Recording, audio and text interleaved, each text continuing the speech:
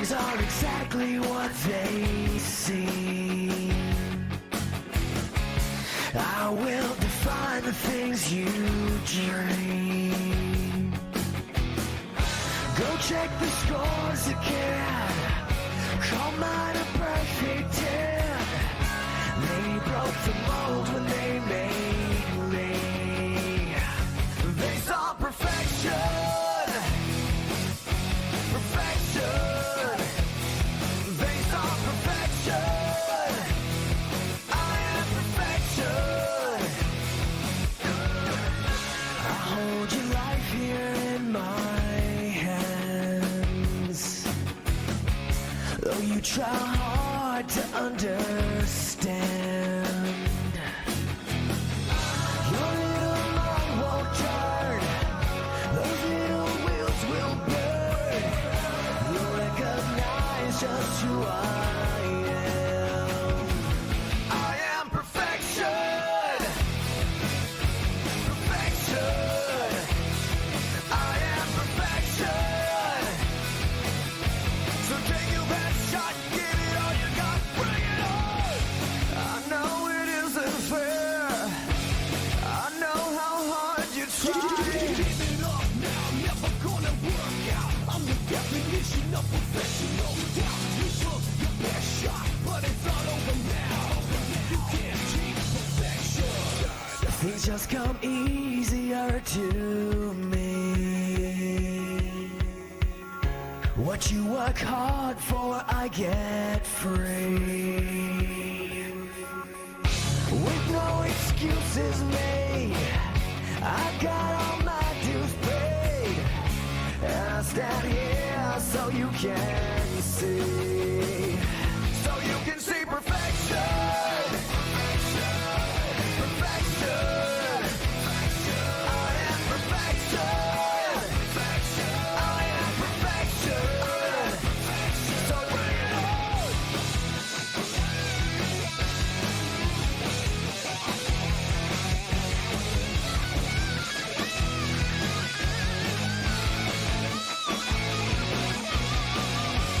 I know it isn't fair. I know how hard you try.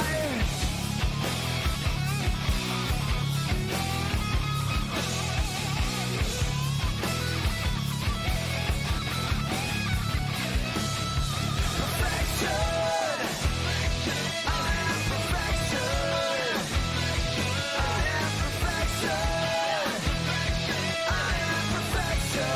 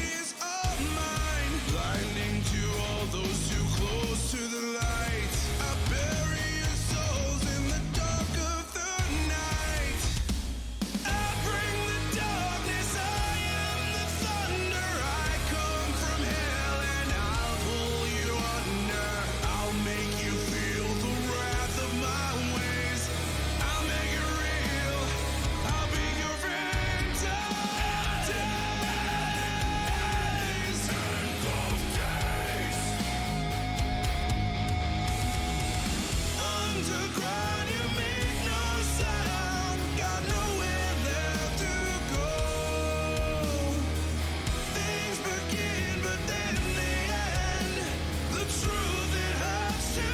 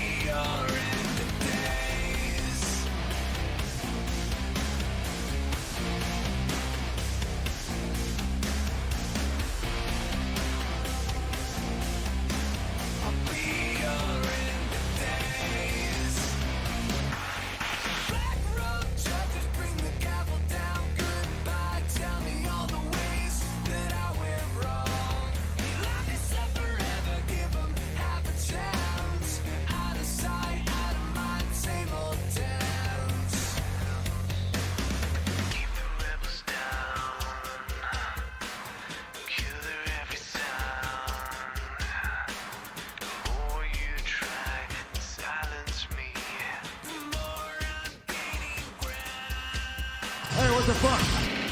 I've had enough. I'll make them say they'll never take another drop of blood from me and judge you all one final bow. I'll be your end of days. Blood in the streets, the royals fall. I will do what I must until I see them crawl up to me, where they will say, I'll be your end of days. I'll be your end of days.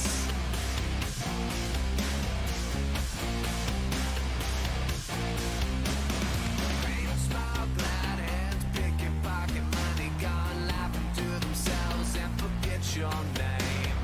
Make up any promise as they go and sell your future. We all had a vote, tell me who's to blame. Keep the rebels down, killer every sound. The more you try to silence me, the more I'm gaining ground. I've had enough. I'll make them say they'll never take another drop of blood from me and judge you all one final bow. I'll be your end of days. Blood in the streets, the royals fall. I will do what I must until I see them crawl up to me, where they will say, I'll be your.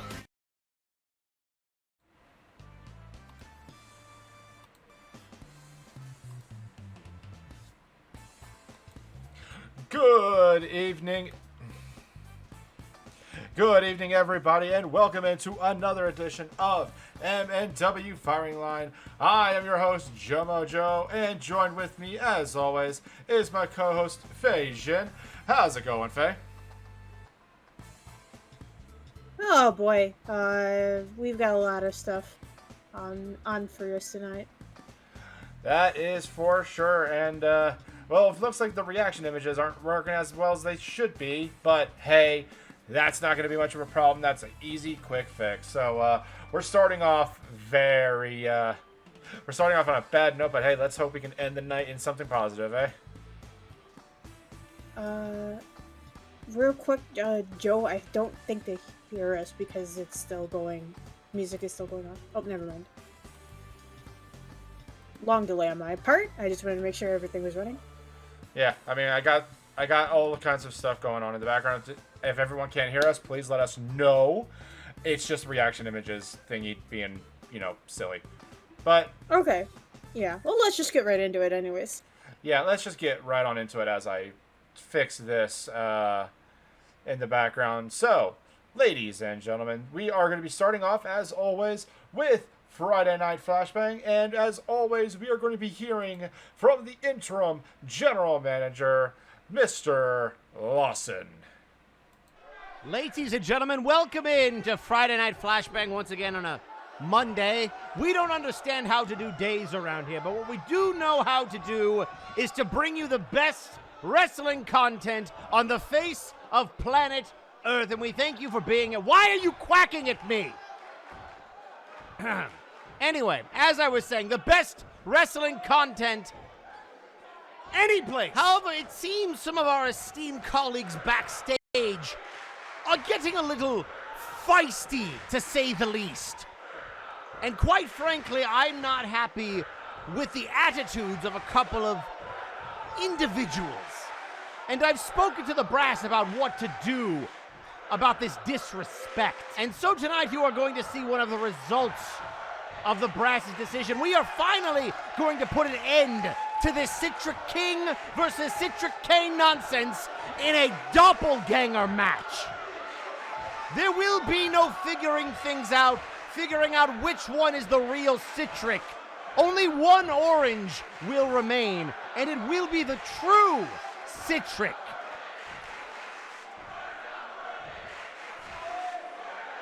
And to...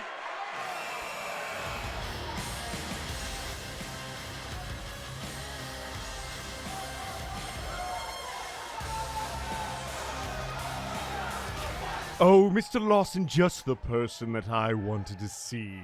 You see, I have a bit of a conundrum myself. All of those nasty animals in Apex have just been running amok. Have you seen what they've been doing to Warzone? But thankfully the Outlaws were there to save the day. But something must be done about them. While I agree with you, Gemini, I don't believe interrupting me is the wisest decision to make your case, even if we happen to be on the same side of that particular argument. However, if you have a proposal you would like me to bring to the brass, I am willing to hear it. I just figure they want their shows to be a little bit more secure. And so I thought, since the Outlaws did such a good job on Warzone, maybe they could start doing the same here on Flashbang once again. It certainly would be an apt reward. Gemini, I have told you before there is a reason they are barred from Flashbang, and I'm not about to go out giving free passes when people are once again disrespecting me and breaking the rules left and right. What kind of an example would it set if I simply let them come back to Flashbang? Then the rules would truly have no consequences. Oh, I figured you would say that. So how about this? I am willing to make a trade. I'll make sure that the Citric you want to win does just that. And in return, give our match in Multiverse stipulation. We win, Outlaws are unbanned. Let Apex fight for the right to keep them on the sideline. So you're telling me you will accompany the correct Citric to ringside tonight if I simply add a stipulation to your match? I'll tell you what, Suicide, you are on. Make sure the Faker never appears on my show ever again, and you have yourself a deal. Mr. Lawson, I thank you. Go! Look! And, well, so a lot of things to unpack there. First things first, we're getting later on in the main event, we are getting the Citric King versus the Citric Kane, as well as Suicide Jim and I are going to be accompanying the quote-unquote correct one. We'll see which one he picks later on in the night. I mean, Faye, this is kind of morphing into some... For one, I'm glad we're kind of getting towards the end of this doppelganger arc that you could say that we have, but legitimately speaking, it's concerning that one, does Citric King, not Citric, does Suicide Gemini actually think that this is that's the real one, or he's just trying to play nice to Lawson, as well as two, what if the one he does pick is the real one and the other one is the fake? Like, there's just a whole lot of complications to this. I think, at least in regards to Gemini, he's a very opportunistic man, and regardless of whether in Lawson's belief Citric Kane or Citric King is the correct one, Gemini will still be getting out on a technicality. Because if it is, objectively proven that one of them is the fake, as in, one maybe Lawson was supporting, the real Citric will still win, the imposter will still be outed, and Gemini will still get what he wants. And maybe that's just why he punched Lawson. Although, hopefully things get a little bit more clear in the future. Hopefully, especially with Multiverse and the interdimensional gauntlet match. Just next week, by the way, ladies and gentlemen, that's right, we are officially in the home stretch. We are 1 week away from the biggest show Multiverse Nexus Wrestling can provide. And, the names themselves. But first things first, though, I would like to thank AlphaRax for a resubscription for 5 months. Thank you, Alpha. Hope you appreciate the ad-free experience, as well as the very nice emotes done by a very talented artist.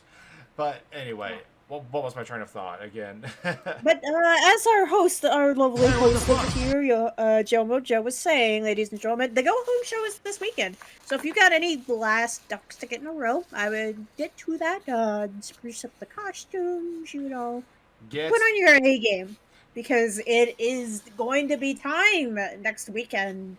For those in the audience, Get your seats, get your couches ready, your computer chairs ready. However you watch these shows, get them nice and cushioned because you're going to be in for a spectacular weekend for sure.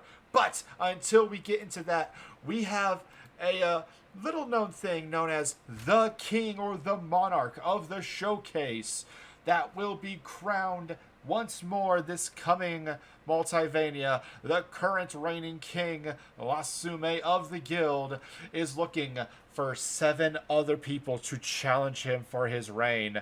And this is going to be the last tonight and last week and this coming show on Friday, card subject to change, is going to be the last time to get those showcase wins, ladies and gentlemen. So let's go on and see who could be in that showcase match. Starting off first, we're going to have Alexis Edmonton, the bounty hunter, coming on down.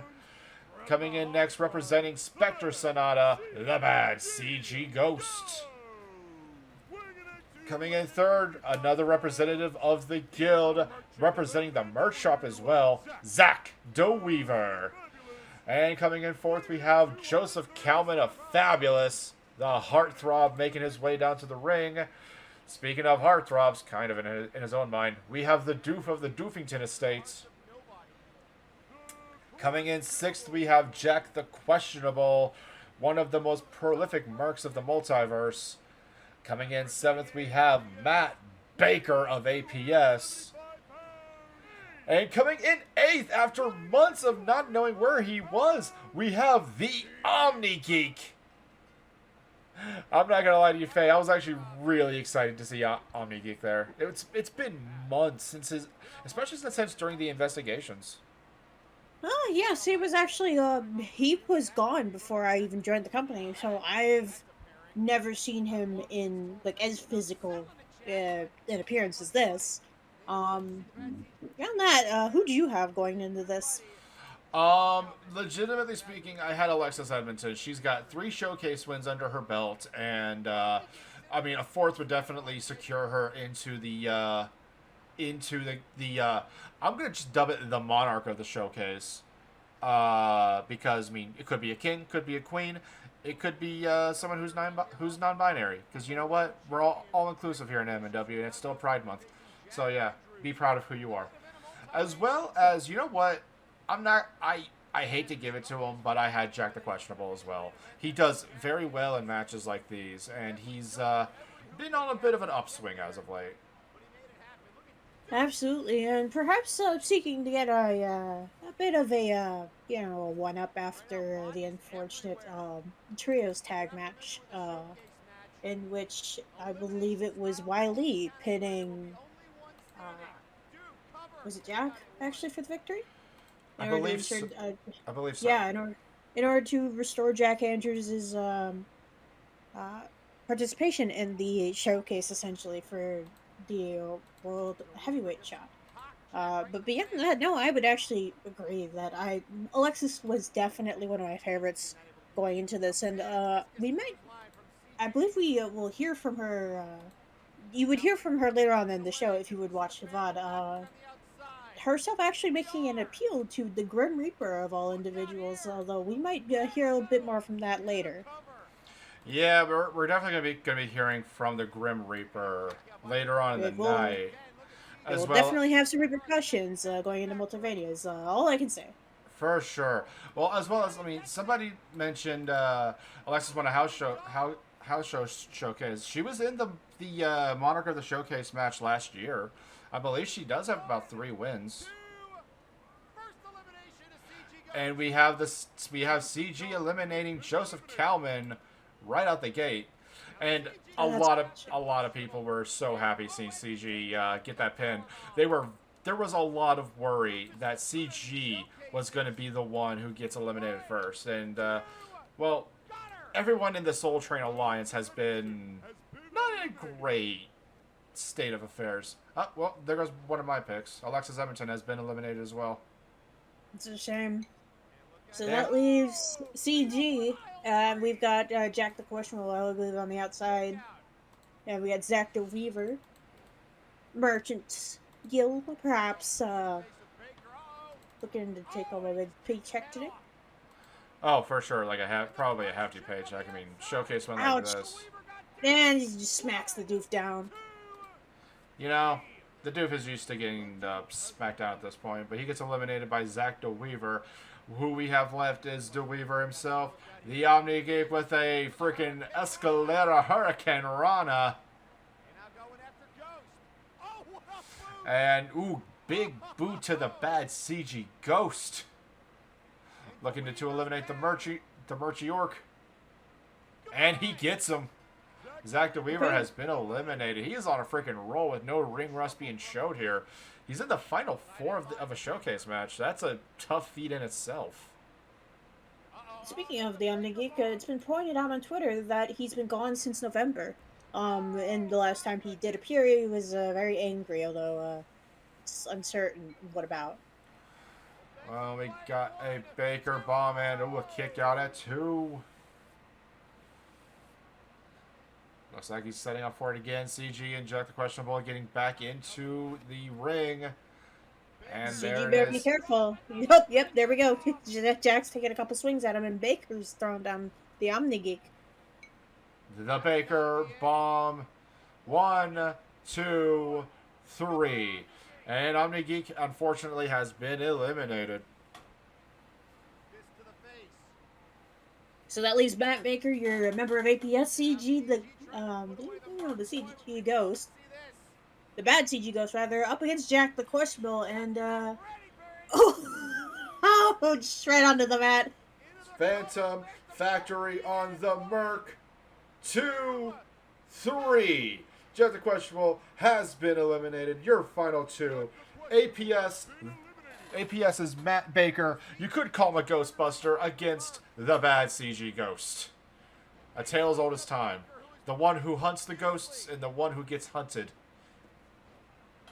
Now, is this going to be that, or is it going to be the opposite? Who knows? And we got a tweet out from the Sandman.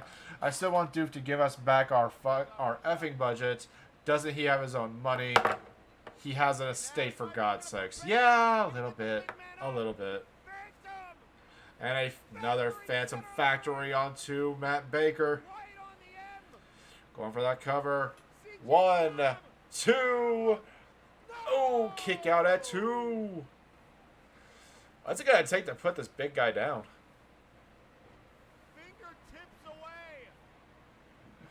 God, you gotta think though that like not only APS but everybody, not only especially Sonata but also the Troll Train was super freaking hyped to see the both of these guys in the final 2. Oh, absolutely. Also a bit tense on either side because on the part of both the Troll Train and APS, Lawson has essentially nearly thrown them out of Flashbang. So there's always kind of that. I feel now there's always that little note in the back of our minds, like, could Lawson use this to try to get rid of someone from the roster? That is very fair. Oh God, pulling out that backbreaker that CG likes to use. Could this be the case? 1, 2, kick out at 2. No. But yeah, you're right though, Faye. Especially with like Lawson keeping the Troll Train in the forefront of his mind. And trying to mess with them, not as much as he's been messing with Brawl as of late, I would argue, but still making a nuisance. Trying to embarrass the Troll Train themselves, especially with their recent, stroke of bad luck is what I'll say. But not to get too far into that, we will actually be hearing, I believe later on in the evening, a veteran's opinion on how Lawson's treating the rest of the roster. But back into things over here, I think CG's got this in the bag. To be honest, he wrestles and probably trains with guys easily as big as Matt. I mean, he trains with Johan, and that man is a big man. Yeah, that's a literal hoss of a man in Johan, and I would argue. Here he goes. Another Phantom Factory onto Matt Baker. Is he busting the Ghost Hunter? 1, 2, 3. And your winner, ladies and gentlemen, the bad CG Ghost, covered in ectoplasm, and just relishing in this win. You could say he's boogieing a bit. I will Look at it go. fucking throw you. I mean, you could. I'm not very I'm not aerodynamic though. But here's the problem: I'm not that strong, so it's gonna be like We'd fall down some stairs and both hurt ourselves. Exactly. We're both kind of in a bad situation on that one. Anyway, so yeah, from Spectre Sonata's end, that is, I mean, unfortunately, the Spectre Sonata isn't a part of the challenge in itself, but hey, that's still some momentum going into Spectre Sonata. And I mean, you got to think that the Troll Train has got to be is happy with their friends' win. But still, though, that was a good showing from everybody involved, especially the returning Omni Geek. Oh, absolutely, it's very interesting seeing him back in the scene now. Well, with everything that's going on, I wonder how much he's kept in touch with the rest of the roster. Although, I'm sure he's got maybe a couple contacts. We'll see though. Like, I'm sure that he's been keeping in contact with Alexis Edmonton. I mean, they shown to be close, to be somewhat aligned during the investigations of who ran over the PM Ghost and who poisoned Blight Howless. Turned out to all be Gemini, but, you know, you understand what I'm trying to say, though. Absolutely. For sure. And, well, I also need to make a small announcement. We're going to try and keep these... We're going to try and work on the images here, but unfortunately, it's not working on my end. Apologies, ladies and gentlemen, but at the very least, you get to see our beautiful faces. Well, anyway, we're going to go right on ahead and get on into it once more. And, well, we got doubled up on a certain interim general manager. So we go back down to the ring to hear once again from Mr. Lawson. Now, I was already out here once, but due to the interruption, I didn't get to my second point. There's another person that needs to be dealt with, and his name is the Grim Reaper. Do you really think that you can run your mouth like that and not have a receipt coming, boy? Last week you made a proposal about wanting to fight for Mr. Rabbit's job. Well, guess what, child? I decided to speak to the brass about it. And we might have that match at Multivania. Maybe Rabbit can get his job back. But you have to earn it. So here's the deal, Reaper boy. You versus Aurelian Starhand in a singles match here tonight. You win that match, I'll give Rabbit a chance to fight for his job at Multivania. But if Starhand wins, I'll make him the last person in that Brawl Kaiser gauntlet match. So Starhand, if you could do me a favor and end this ridiculous idea from an even more ridiculous person, I would appreciate it. You like to talk about how you've never been given an opportunity, how you've been overlooked for years. Well, here's a secret, Reaper. You weren't overlooked on Warzone. Nobody cared about you. You're not overlooked on Flashbang. Nobody likes you. You strung up your trailer to a failing faction and then watched as it died, not once, but twice. Your lack of championships and opportunities are yours and yours alone. They are your failures. So instead of trying to reap the souls of the dead, maybe instead of trying to get Rabbit his job back, you should just try to be better at your job. Never put my name in your mouth again. You know, I heard of shooting from the hip, but this is ridiculous. Anyway, but, oh man, harsh words from the interim general manager, but, well, I guess the main thing that we can take back from this is the fact that if the Grim Reaper wins his next match, Mr. Rabbit will have the rights to fight for his job back, and personally speaking, I hope he gets it, because, woof. That would be amazing to not see Lawson ever again. Hey! Anyway, but like honestly speaking though, ladies and gents, I like Hey Mr. Rabbit at the helm. He makes things interesting. Anyway, so yeah, from that, ladies and gentlemen, we're going to be seeing Starhand versus the Grim Reaper. Also, I just completely forgot about this. Did Lawson just call frickin'... Did he call the Grim Reaper boy? Isn't the Grim Reaper, like, thousands of years old? Isn't the Grim Reaper, like, you know, another personification of death from another multiverse who's probably as old as man... who's older than man itself? Probably. Also, hello, I am back. I had to get some more water because we've got a lot to cover tonight. And I know I'm going to talk my mouth dry. For sure, and I mean, I'm just over here flabbergasted that a man who appears to be in his 40s is trying to talk down as if to talk down a personification of death itself. Well, a personification, not the personification. Anywho, the aspect of the Grim Reaper as if he were a child.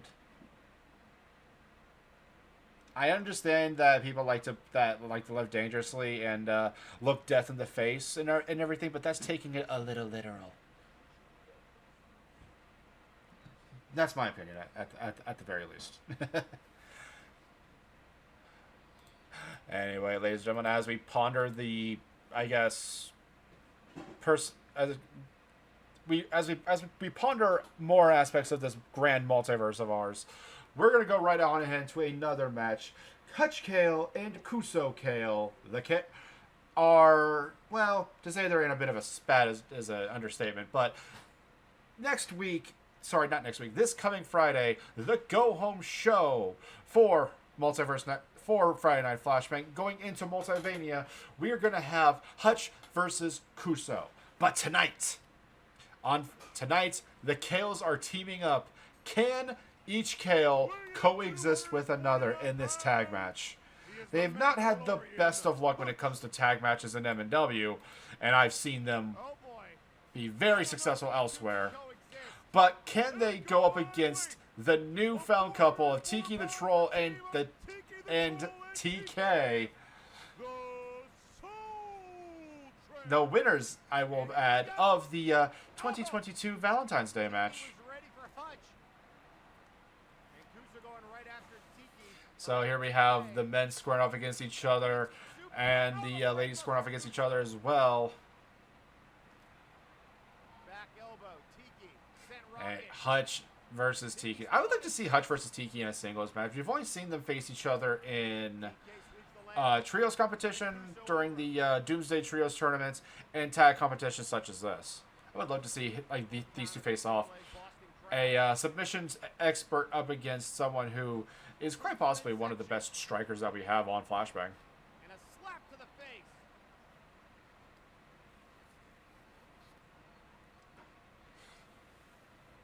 Absolutely. Well, either way, just a lovely surprise. I'm actually seeing both of these couples out here. It's very interesting, although a little worrisome, because both Kale's in the ring. There's always the anticipation that if they don't fight each other, they're going to be bringing a lot of pain to the other party. I think it's more of like a projection thing. I don't know. I don't get into my brain is not going to be in Mandalorian marriage counseling, because I think that's going to involve a lot of blasters, rockets, and or flamethrowers. I think, at the very least for now, it very much seems like their entire focus is just on the ring itself. I mean, we've seen the discipline that both warriors have shown in the ring. I mean, and most notable out of the both of them, I would argue, was Hutch Kale, just his sheer dedication, as we saw with that grueling cage match for the interdimensional title, not to mention that hellish Extreme Rules match with the Madness, which he still hasn't recovered from. So hopefully no one gets hospitalized. So hopefully no one gets hospitalized tonight. But I don't believe weapons are in play today, so we should be fine.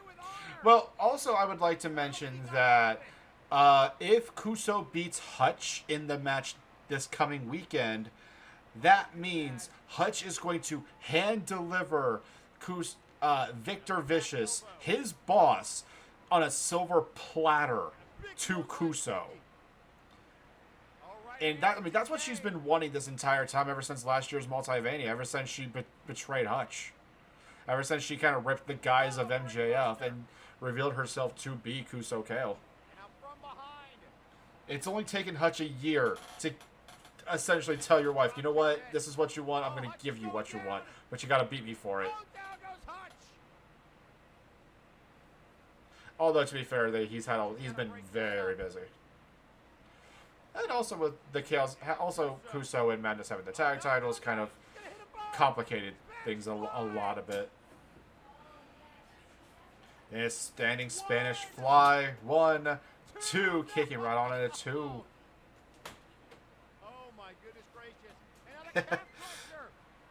gracious. So we got a couple of messages on social media. We got one from the We got one from the Michael Macabre. Lawson sounds like his inferiority complex is showing. Maybe if he could, I don't know, grow up as the kids say, maybe people would show him some respect. That's another way of saying it. One from the Sandman again. Lawson is trying to piss off the ring because he's an actual factual lunatic. Fair enough. We got one from Alexis Edmonton herself. A spat is disagreeing about laundry. The Kale situation is a war. I agree. I was just trying to put it lightly. And we got another one from the Sandman. If the Kales decide to bring lasers and rockets and shoot my car, so help me God. I mean, can't you? You're lucky, Victor. You're lucky, Victor hasn't paid them to do that so far, Sandman. Well, to be honest. Victor has standards. And with that pin, ladies and gentlemen, the Troll Toll and a cover by TK. Your winners, Tiki the Troll and TK the Idol, the Soul Train. This also puts the Troll Train back at 1 win.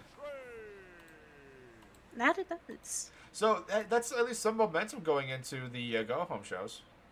Which will be especially nice after CJ's win earlier in the night, which although not directly part of the Trolls, right?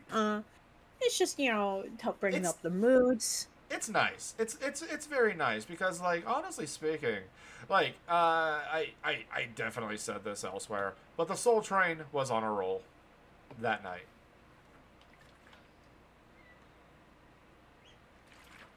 But, so yeah, ladies and gentlemen, it appears as though the Kale situation is kind of getting more and more escalated by the coming weeks, and we're going to be seeing that, the culmination of that tomorrow. Car subject to change. But we heard from Michael Macabre earlier on in the night. Well, actually, earlier on in this night. We're going to go into an open challenge that he had laid out. I believe it was an open challenge. Allow me to correct myself.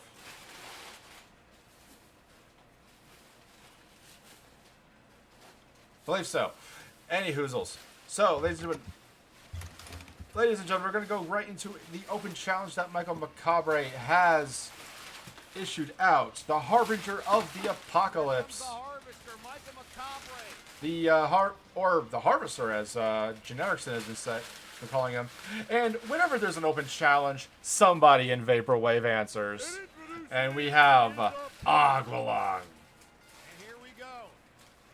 And starting off strong with a gorilla press into a gutbuster. Jeez. Macabre has been on a friggin' warpath in his promos as of late. And here he's showing the fruits of that. Or, as the rest of his companions would like to say, click Doomsday. Oh, for sure. It's just satisfying seeing Doom just essentially by them going up against whoever they want on the roster. It helps the whole roster get better. I mean, honestly, and I'm sure Doom would love like a challenge, just a set of matches, just whenever, just something that they can focus on. And Aguilang, I don't know too much about him, in all honesty. So it's a very interesting pick. Outside of being from the Mortal Kombat universe, not much is really known about Aguilang outside of his allegiances to Vaporwave. By God, he's got like a steadfast loyalty to Apollo and Rico. Absolutely. And both Rico Rose and Apollo Hades have been doing very, very well in their own respective matches. Oh, for sure. Alrighty then. Oh god, nice drop kick to the back of Macabre. Also, I'll be right back. I gotta go grab something real quick. Alright. Should we see Macabre over here wrenching on the leg? Speaking of, it is very nice to see you in the chat tonight, Mr. Reaper, or Mr. Macabre. Just grab Let us know what you think of that match when you get the chance. But as we see Macabre just enjoying a little moment over here. Oh, but Aqualung caught him by surprise, and out we go. I don't know if this is safer inside or outside the ring when Doom is concerned.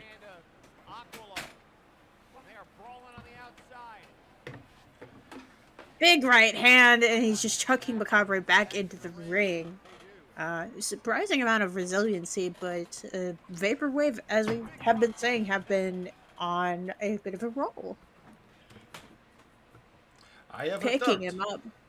Hello again. Oh god! Swift strike straight to the dome and sides of the Harbinger of the Apocalypse. Yeesh. You also just missed Aqualung throwing Macabre over the ropes and taking it outside for a good few seconds. So he's not afraid to go outside the ring, at least as far as Doom's concerned, but he might pay for that. So I had a stupid thought as I was running to get some water. Sorry, my mouth How was. so? So, if Macabre is one to kind of bring dread to others, is he the harvester of sorrow? I mean, that is a very good question. If I were to look at him, I'd say he probably harvests a bunch of souls. I don't know about sorrow, but we could probably ask him at some point. Oh, and speaking of throwing Aqualung around like a sack of potatoes. Soul Reaver! Going for that cover. 1, 2, 3. Ladies and gentlemen, getting off the schneid himself, your winner, Michael Macabre. And here we see Aqualung approaching Michael. Michael showing out his hand. I don't know Man, about that, but look at that respect. It's nice to see. You'll love to see it because it's maybe it's just because Aqualung is a bit braver than most. I don't know a whole lot of people who would actually have the balls to throw him over the ropes like that. I mean, I've got a handful of people that I can think of, legitimately speaking, but it's nice seeing an actual case of sportsmanship here in MNW, especially from two people who seem to be in a bit of a tizzle. Tizzle's the word I will use. Note to self: 2023. Word of the day calendar. Anywho, so coming up next. I'm so sorry. Go ahead. Oh, no, I was just making sure I had the correct calendar. I almost forgot to turn it to July for tomorrow. Yes, July. That one's pretty spicy. Explosive. Oh, even. yes. Well, yeah, we have Multimedia coming in a week, and I have that I had to make sure I had enough time off, so I made sure I took off all of that weekend, just to be safe. And I can guarantee you that Lieutenant Phoenix is going to be there as well, giving full attention to the show.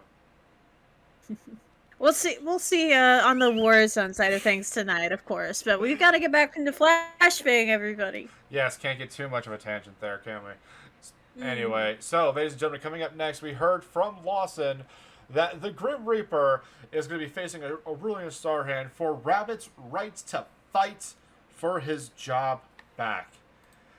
And here we see the Grim Reaper coming down to the ring, looking decked out in his finest leathers. And here we have the captain of the Rebel Star, Aurelian Starhand. And former members of the Empire of Terror. Actually, no, Grim Reaper was the former member. Aurelian Starhand was more of the unofficial 6th guy, or 7th guy if you think about it, after Multiverse 2 years ago, but that's semantics. It's very interesting though that you bring that up, because I was trying to think of why Aurelian Starhand might have been called on, but then with what you just said, I remember, I believe it was Alexis Edmonton actually calling out on how Lawson has been essentially hiring and pushing forward former Empire of Terror members. Yeah, because like he hired Starhand, he has Simon the Psycho and Honorbound under his employ as his enforcers, and in bit of an interruption, that's Red Star Romans' music, and not sure what's going to be what's coming on this, and then coming out of nowhere, oh god, the Red Star powerbomb. He's rolling out of the ring. Possibly- Aurelian's taking a moment over there. Possibly giving a bit of an extra bit of a bump for his I guess a fellow merc. The deck being stacked against Reaper already. Question is, Thankfully the ropes are fairly in reach. Oh god. ooh god, just bumping against him and just chucking him like he's a freaking bag. Again, like a sack of potatoes. I think we're going to see a bunch of that tonight. That just reminds me, I haven't eaten dinner yet. I'm kind of wanting French fries. Probably should stay away from that. It's okay. Let me know if you need to step out and take your delivery. I got it. Speaking of men that can eat either of us, though, God, it's just... I think out of most of the people on the roster, I think Grim Reaper actually would be one of the ones who could easily accomplish that with anyone, be it personnel or members of the roster. And it's very interesting because I don't know a whole lot about the man, but he's really fighting with some purpose tonight. I've been noticing. Why do you think he wants to give Rabbit back a job? Is it just because he doesn't like Lawson that much? Lawson has kind of been giving Reaper a very unfair hand as of late, and I don't blame Reaper, honestly speaking. Yes, he has came up short in a lot of opportunities, but name somebody on the roster outside of, like, say, Nero Napier or Satyrus Vasilicus, hell, even Lapris Minotauros, who continuously kind of are on the ball on things. I mean, hell, Ginger Boy, even the inaugural Flashbang champion, Ginger Boy, had his hardships. So you can't really blame bad luck on someone's actual skill. Reaper's a very skilled wrestler. I mean, also, like, one aspect of himself that he doesn't really like, that doesn't get shined the most, is his intelligence. He used to be the Empire's strategist, and this is kind of a showing of it. Saw that Exterminatus coming almost immediately, countered and setting him up for one of his signature choke slams. Got him by the goozle and slams him down. Ouch! You sent him bouncing. 2, 3. As I said, that strategic mindset coming into play in tenfold. You know, I didn't see that. But now you mentioning him as a strategist, I wonder what his long-term plans are as far as possible administration changes are concerned. He's definitely been playing things a little to his advantage, and it worked out very, very well tonight, as we've seen. For sure. But, I mean, long-term plans, well, he does seem to have his eyes on the interdimensional title. So, probably getting into the gauntlet. I believe he's still wanting to get into the gauntlet match and going into that scene and probably, I mean, it's a chance to fight against anybody and everybody in the Nexus. I would, oh man, I would, that would be a hard opportunity to pass on, you know? Oh, absolutely. That's sort of the element in which I'm sure very sure that Grim Reaper could thrive in. And the man has been, this isn't his first time interacting as far as the interdimensional title scene is concerned, as we saw previous months ago, prior to the return of the Citric Cane. I referenced earlier in the night that cage match essentially with Brawl Kaiser, with Hutch, and with Simon the Psycho and some others. It's just been it's been a very turbulent scene, and he hasn't, to my knowledge, had a one-on-one shot. But as far as the gauntlet goes, this might be the last opportunity to even have a shot, or at least up against the current champion. But we will have to see what the future holds for us. Well, it also is a opportunity for him to not only get that opportunity, but for him to get the opportunity at the biggest stage of them all. Imagine it, winning the Interdimensional Championship at Multivania with the most eyes on you. And again, we keep saying, we keep driving this point home because it's true. The biggest show of the year in Multiverse Nexus Wrestling. Like, the momentum going into the rest of the year and into 2023 is going to be outstanding. But we're going to be hearing from someone who's going to be defending his title in that gauntlet match, because this is your promo of the week for Friday Night Flashbang. Ladies and gentlemen, the good boy, the Sentai hero, your interdimensional champion, Brawl Kaiser. I was really excited to talk about how much I trained for my gauntlet match at Multivania, but then I found out a gauntlet match isn't a match where everyone wears gauntlets, meaning the week I spent training by punching suits of medieval armor was pointless. But here we are again. Lawson has again made a series of terrible choices, and I'm the one he punishes for the mistakes he's made.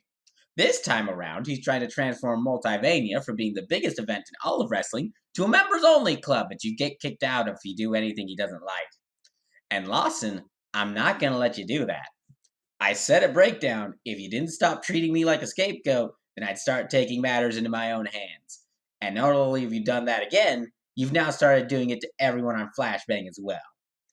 And you put me in a gauntlet match, because you've given up all pretenses of trying to have the belt taken off me fairly and just want someone else to be champ because I'm standing up to you. Well, fine then. I don't like to put the locker room on notice, because printing that many notices would take a lot of paper and printing it gets expensive, but I'll make an exception here. Anyone, whether you're on Flashbang or Warzone, who wants this interdimensional belt, especially if you have issues with Lawson, come face me at Multivania. If I'm doomed to lose this belt at Multivania, then how about I lose it to someone Lawson can't stand? Which at this point I think is becoming all of us. I won't make it easy for you, but for one night, I'll take on everyone. Except all those who already have a match at Multivania, of course. But everyone else, except for Citric King, because you've already gotten 2 match chances at me, and that's more than enough given your attitude. But everyone else, except for Hutch, because you really need to solve your marital issues before we fight again. But everyone else, except for Reptile, because you were found selling bootleg MNW merch, and you're not allowed to be near the arena because of that. But everyone else, let's have the best match of our lives.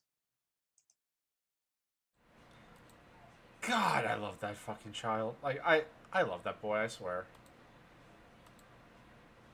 He is a good boy. I mean, it's like you said, if he's doomed to lose the title, I mean, what a reign it's been. Going into Multivania will be officially 1 year since he has gained that title. Actually, I think it'll be a year this weekend. Yeah, actually, that's about right. It'll be a year this weekend. That would be correct, Joe. It hasn't felt like that long, honestly speaking. Well, perhaps, but we've had a lot going on. For example, we had the C101 mix-up, which just, oh boy, it felt like forever, but now in retrospect, it's made the year almost feel like it's gone by quicker as a result. Anyway, but yeah, Yeah. But, ladies and gentlemen, we're going to get into some of the people that are going to be in that gauntlet match. Coming up first, we have the Night Reaper Xerxes representing Doom, hoping to bring some gold back into Doom's side of things. Surprisingly, Spike of the Bone Warriors. Coming in third, we have Rico Rose representing Vaporwave. And coming in fourth, 13th of his name, Deluna 13. So yeah, here we are, ladies and gentlemen. 4 individuals who are going to be in that gauntlet match, hoping to dethrone the good boy. Both Henry Colt and Lionel Matrix from the Grand Equation, while their boss. Oh boy. What were your picks going into the show? Because I personally had my money on either Xerxes or interestingly Deluna. Not gonna lie, I when they did the poll to see who was gonna win, I put my funds on Rico Rose. He's had a tremendous upswing as of late, and physically speaking, he is one of the strongest in the ring right now. Absolutely. Like as we've been saying, Vaporwave has been doing very well. At least for my part, I threw in Xerxes obviously because he has a lot of experience in the title scene, and it's the same in regards to the Luna, although to my knowledge he hasn't actually had any sort of title shot, but he's very familiar with the interdimensional title scene, specifically on part of Honor Bound. Oh, for sure. Like, the only time I can think of that DeLuna had a title match was the 64-man tournament, and that was like 3 years ago. So he's due. I mean, a lot of people would definitely say a gauntlet match isn't the best way of going about it, but it's an opportunity. It was an open contract. Lawson didn't settle limits, so I guess get while the getting's good. Absolutely. Although some people on the Flashbang locker room side of things have been rather vocal and about how just the way that some of these gauntlets and some of these matches have been set up is kind of leaving them out to dry on the. Certainly, a very vocal voice in that scene would be Lionel Matrix, especially in regards to Henry Colt and the whole claimants that Henry hasn't gotten a single like a proper 1 versus 1, and how he keeps getting stuck in showcases. Just a lot of grievances with how things are being run. Yeah, I don't blame Matrix on that one. I mean, Henry Cole is a Flashbang original. He is one of the oldest names on Friday Night Flashbang, and oh my god, like legitimately speaking, one of the best on the roster. I mean, we keep mentioning this, but he got 7 eliminations in a single showcase match. I mean, that's still a record that no one has ever matched. I mean, hell, the only way you can beat that is if you get multiple eliminations during the Monster match in October. And even then, that's not exactly a like a complete victory on the showcase side of things. But not to get too far into it though, because we got to keep an eye out, especially on Rico Rose. I'm starting to see what you mean in regards to him. There is a whole lot of potential there, and in regards to Rico, I'm not. Again, it's a situation where I don't know if he's, at least personally speaking, I don't know if he's had a run in any sort of title scene so far, beyond maybe the tag divisions. I mean, I believe it was mostly the trios that he and Vaporwave have been trying for. If Miguel wants to help correct me, he's more. I mean, as always, more than welcome to. But I don't believe he's had any kind of singles push. Interesting. But we're gonna have to see because in regards to singles, and one-on-one title defenses, that is a whole different ballpark as far as tag teams are concerned. So there is there is still a lot of opportunity to grow because, oh, A bad moon rising and a 3 count, and ladies and gentlemen, your winner, Da Luna. The 13th of his name stands strong. I mean, fantastic. I mean, that was a fantastic match, legit, like, honestly speaking.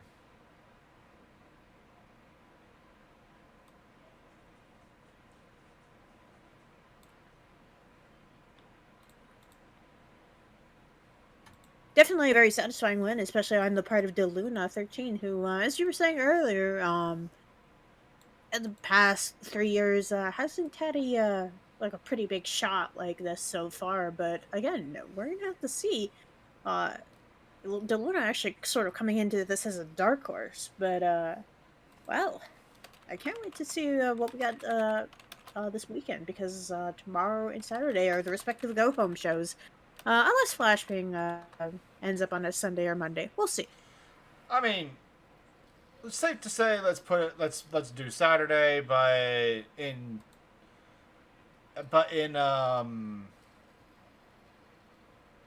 like once again, ladies and gentlemen, card subject to change. It can happen just about at any point before Multivania starts. Hopefully not on a Thursday, because that would be awkward. Anyway, so coming up next, though, ladies and gentlemen, we got a trios match. The Cyberbots put out a call that said that they were the best trios.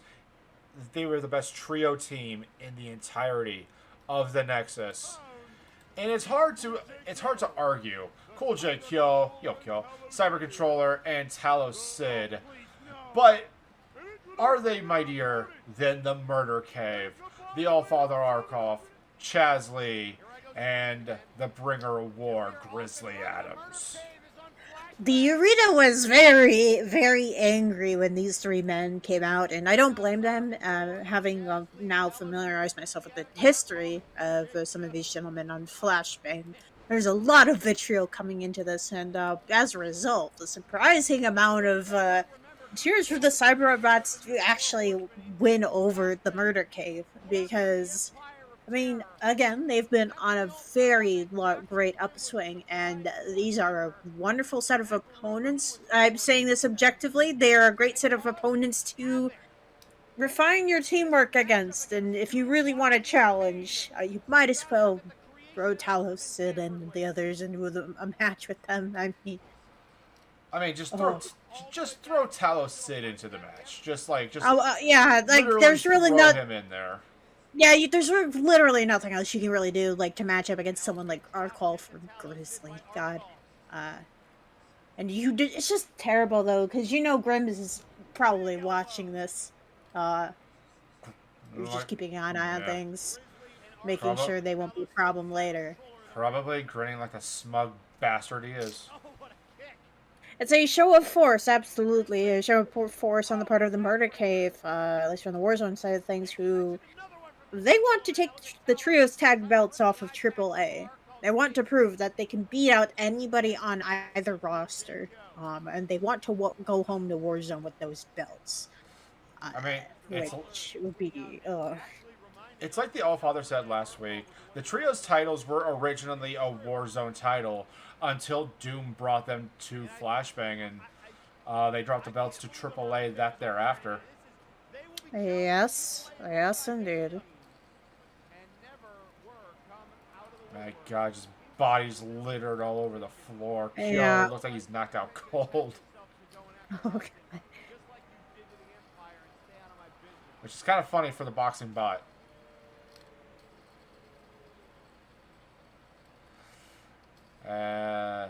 Although Sandman does kind of bring up a good point. I'm just gonna read out this tweet. It's also BS that they get to just waltz in like nothing is happening, and yet House Calvin is not allowed to even exist in the crowd at a Warzone show. I know we lost the match, but still, why won't the Murder Cave stay in their lane? Once again, I could not agree more. It is a little unfair, but unfortunately, the stipulation has to be upheld. Well, either way, that's very good reason for the Flashbang side of things to actually support AAA, I would argue. Because it kind of poses a whole lot of problems later. It's either the Murder Cave or it's AAA, and I think on both sides there's going to be a lot of people rooting for AAA. Yes, Warzone would like the Trios tags belts back, I mean, it's the murder cave, even so. Like you said, Sandman, they've caused a whole lot of problems, and Erickson would absolutely be 1,000% agreeing with you at this very moment. He's been very vocal about all the damage they've done in the Well, past. Immediately, though, I think I'd be more concerned about the damage they're doing to the cyberbots. Well, I mean, honestly speaking, I mean, I don't really know a whole lot of people outside of like Doom or Apex that would be against AAA. Honestly speaking, I mean, they've been nothing but upstanding competitors, and I mean, hell, El Pollo is one of the more honorable people on the roster. Oh, the camel clutch applied onto the boxing bots, and your winners are the Murder Cave. That camel clutch. It's so difficult. It's just terrible seeing someone locked into that just even once. We got a message from Rico. Mr. I hate to say this, but thanks to Lawson, I've been in showcases that you can say I'm not as good as them as Mr. Mendez said. I mean, I believe I mentioned it was Henry Colt that got the 7 eliminations, not you, Rico. I could have flubbed somewhere down the line, legitimately speaking, and I do apologize for the misunderstanding. So that is on me, and I do apologize. But I meant Henry. I meant Henry Colt. So we're just gonna move on. So, ladies and gentlemen, we are at the main event of Friday Night Flashbang. We have the Citric King versus the Citric Kane. And the Doppelganger is going to be losing in this match, and the real Citric is going to be reigning supreme. And here we have the Citric Kane coming out to the Death Juice music, and kind of fun fact. I shall get to that later. And then we have Citric King coming down to the ring dressed in his Citric Kane garb. This didn't make the match confusing whatsoever. Also because this Citric King is wearing darker colors. He's got like a darker shade of purple and black. The way I was able to tell it apart is Citric Kane has a lot of. It's actually kind of like the more I look at it, the more it's more obvious. Like he's got the like the icy blue raspberry blue. Yeah. No, he's got blue raspberry blue. That's what it is. Like he's a frosty. Yes, a blue eyes orange wrestler. Maybe he's a blueberry in disguise, not actually orange. Do not mention Mr. Blueberry around Citric, or in the presence of Citric. That sends him into a very vibrant rage. Well, thank God he's not watching at the moment, as far as I know. This is very confusing, though. It's All a right, little we're gonna confusing, move on. but I'm focusing in on the darker colors is King. The more, I guess you could say, lighter toned is Citric Kane. Yeah. Although, enunciation-wise, this is a hard match to call. Oh, yeah. Absolutely. The juicy one versus the imposter. I like that better. Yeah, that's actually a much better way of going about it. Ooh, God, knee strikes straight to the rind.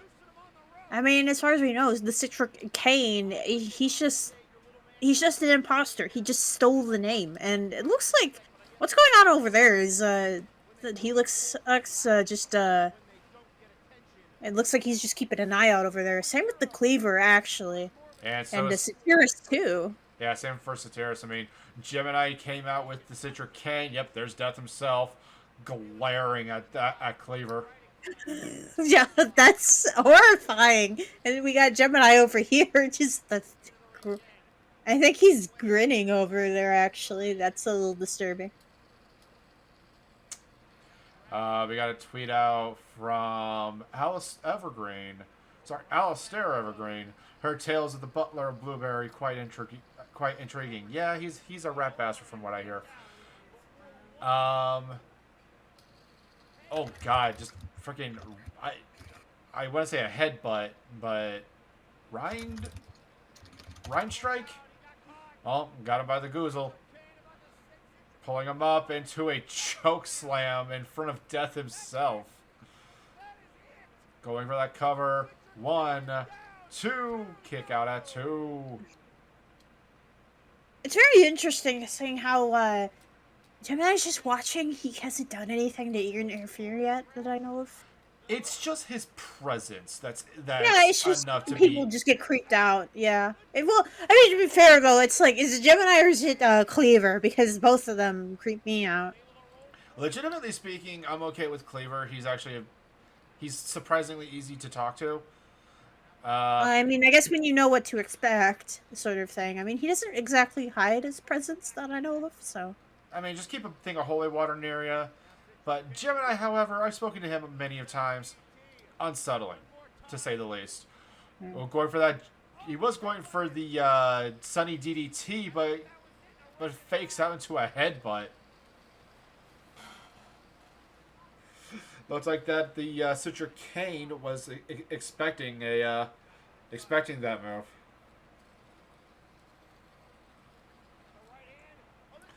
And then getting him up and puts him into a juicer. Trapping the arms, pulling back at the shoulders. Legs is walking. And the Citric King taps out the imposter. Your winner, ladies and gentlemen. And the true orange, the Citric King.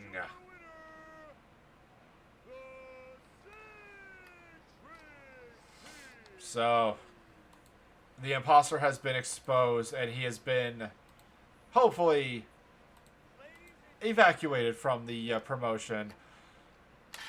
The biggest question is, now that he's been ousted, what's next? What is going to be next for this imposter, for the doppelganger? Well, they better fuss up, you know, at this point, because they're not going to be accomplishing much more as Citric, quote unquote. For sure. But until then, ladies and gentlemen, we have one more thing to go after. That's right, ladies and gentlemen. We have the Friday Night Flashbang moment of the week.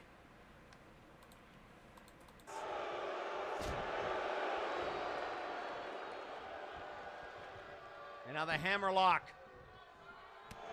Shot to the gut. And then a right hand. Oh, this could be it. Citra got him. Citra King with a juicer. A second juicer. Citra Kane with nowhere to go. Will he give up? He does. Citra King has done it. Citra King just juiced Citra Kane. Here is your winner, the Citric King.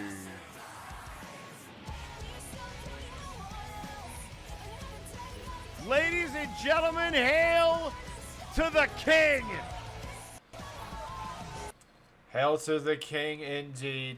Citric King beating out his imposter is your moment of the week, and I just wanted to make that, I just wanted to show that all just so before we get into too much speculation, mostly because, I mean, I'm kind of hoping he just kind of not really outs himself, but kind of just like lays everything out like tomorrow or whenever the go home show for Flashbang airs. But legitimately speaking, that's probably asking a bit too much because, well, he's shown to not just abide by anyone's set of rules. Hopefully we'll get some form of some form of explanation this coming Flashbang, but yeah, that's but I mean, over everything else, I mean, Mr. Rabbit getting his match to get his job back, essentially. I mean, that was up there for me, but I mean, hell, even Brawl Kaiser's promo, but legitimately, this was the biggest thing that we could think of when we were kind of going over the footage.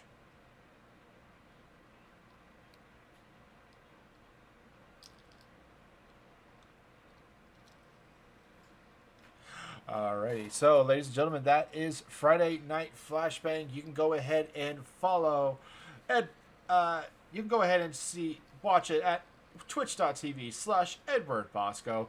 Typically Friday nights at 8 o'clock Eastern Standard Time. And it's the go home show before Multivania for Flashbang side of things, ladies and gents. So there's a lot to keep up with and a lot to look forward to. Especially when it comes to not only the World Heavyweight title scene, Jack Andrews versus Victor Vicious.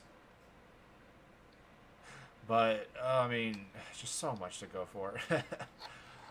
But we are going to transition into a call-out episode. We didn't get... Travis has been super, super busy in the backstage. And so we're going to go ahead and play an older call-out. I'm trying to find a decent one, actually. Yeah,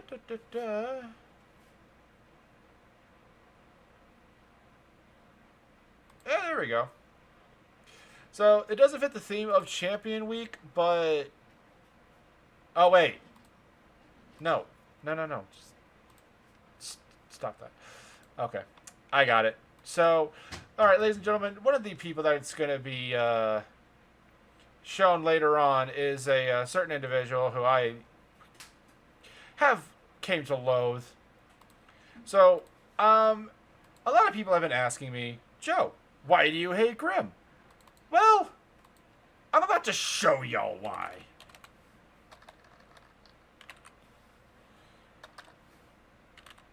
Could have sworn I had a thing. Anyway, so ladies and gentlemen, we're going to go right on ahead and get into that call-out episode. So, enjoy.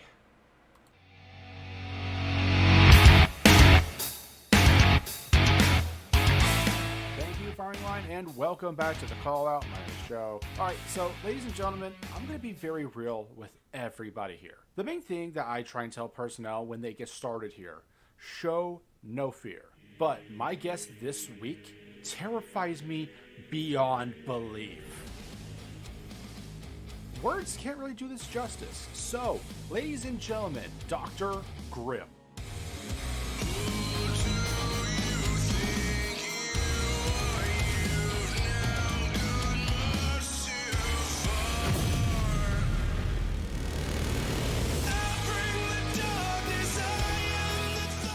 So, Dr. Grimm, thank you for joining us via satellite. The greatest moment of your life, I'm sure. But allow me to stress this to you.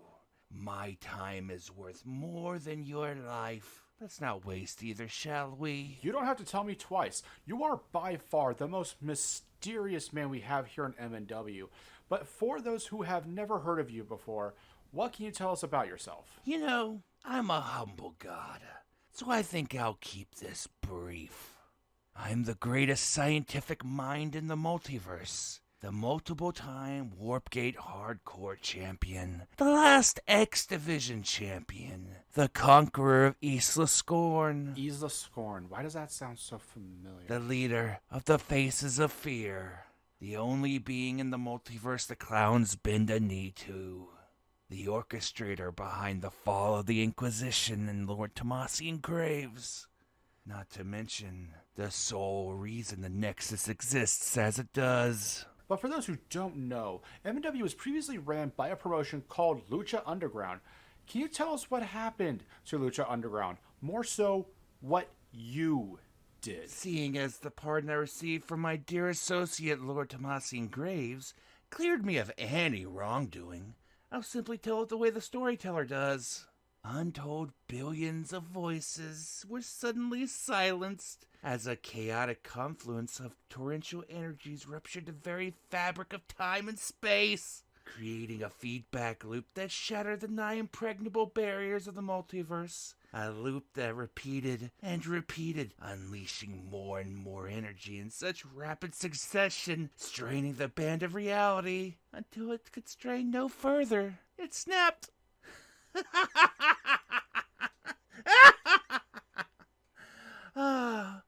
And they call Helix Lux the embodiment of death?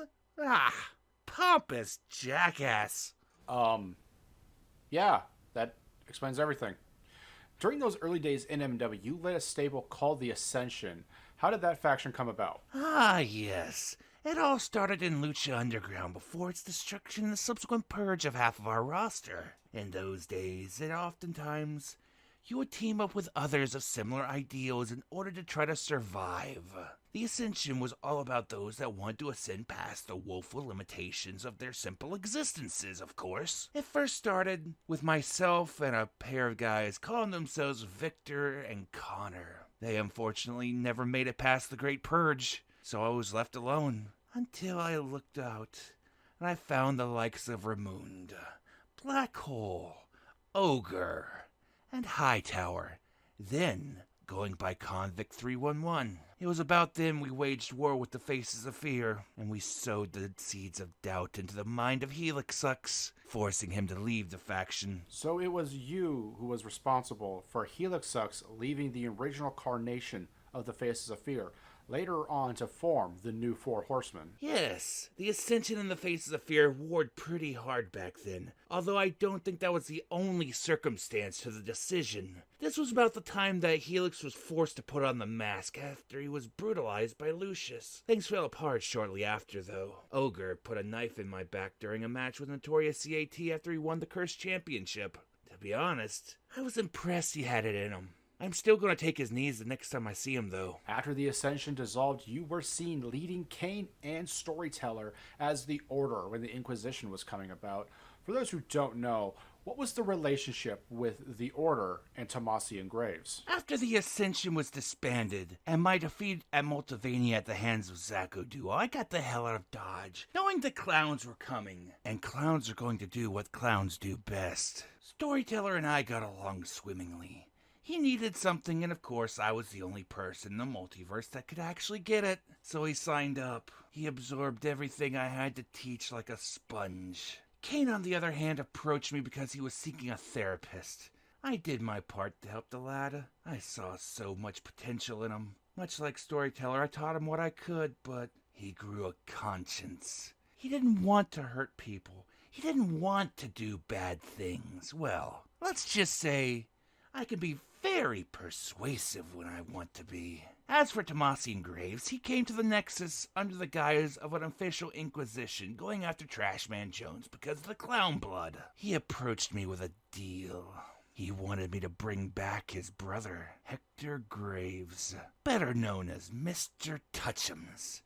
In trade, he'd grant me a pardon of all my crimes. I agreed to bring back Touchums, but I never said I wouldn't bring back more than one, so I did.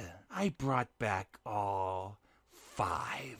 Graves demanded that I face him to answer for my actions, which led to the downfall of the Inquisition. Storyteller, who has learned everything they could from me up to this point, announced the dissolution of the Order and led Tomasi and Graves into a trap. He thought he was going to get Storytellers in a match, but instead he was met by Mr. Crushums, Mr. Smashums, and of course, his brother, Mr. Touchums. I still have a recording of the sound of Graves' neck snapping. Speaking of clowns, and I have to ask this for public safety reasons, where are the vaudevillains? As of this moment, they should be on Isla Scorn, working for the Hot Clown Hotline. Carnival approached me with a deal, and how could I say no? Wait, my grandparents on Isla Scorn.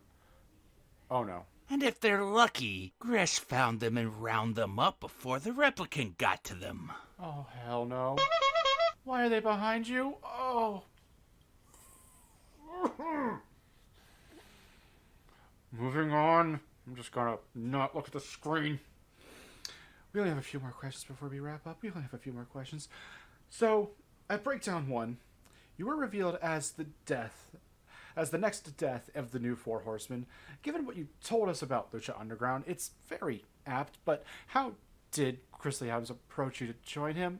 Believe it or not, it was I that approached him.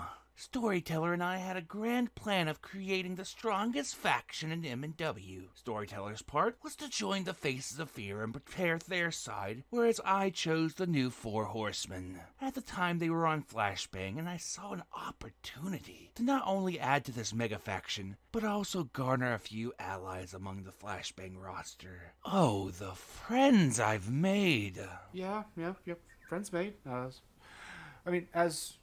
As you did with the Faces of Fear, I mean, how long were you guys planning on overthrowing Lucius Constantine? As soon as Helix left, I saw an opportunity. I put a crack in their armor, and I see the doubt at that point. The first Faces of Fear were stable and anchored. Bring in Story and I, and the new Four Horsemen, the resulting power struggle would prove a perfect chance to eliminate the rest of the original Faces and claim power for my own. Too many mad scientists, not enough minions and all that. But now, with me at the helm, there's an opening in the Faces of Fear, and I've got my eye on some promising new talent. Oh my god, we're done. Oh my god, we're done. With all of this being said and done, as we are winding down here, thank Christ, is there anything that you would like to tell the Firing Line audience? Storyteller, my old friend, night takes rook. Now, if you excuse me, I have to go deal with the forces of justice who are currently attempting to siege my lab. Computer, release the replicant. I have a very uncomfortable conversation with my mother that I don't want to do. Oh, crap, it's on. I would like to thank, my guests for joining us, and if you would like to see the good doctor put people into quarantine... Brad, did you write that? Please tune in to twitch.tv/Takahata101 for MNW Warzone, Saturdays at 4 o'clock Eastern Standard Time. This has been Joe, signing out.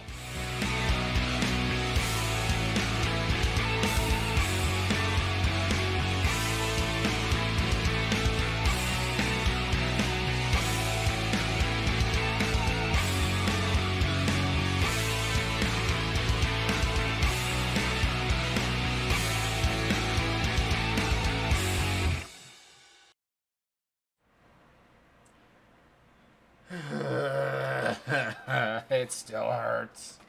It's been over a year and it's still fucking... It's okay, Joe. He can't reach us here. Yes, he can.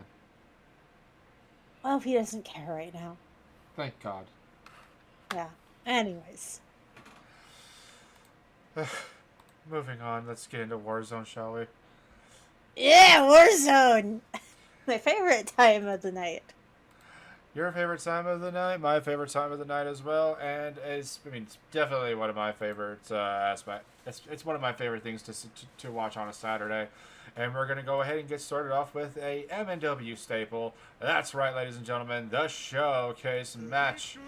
Coming up first, we have the Space Bounty Hunter. See you, Space Cowboy. It's Yakiniku Party. Coming up next, is it hot or is it just Lieutenant Phoenix Hallex? Coming in third, we have the Dungeoneer himself, Lade Hireold. Coming in fourth, Jaunt Tristram. Coming in fifth, we have the Henshin hero, Mega Blitz X.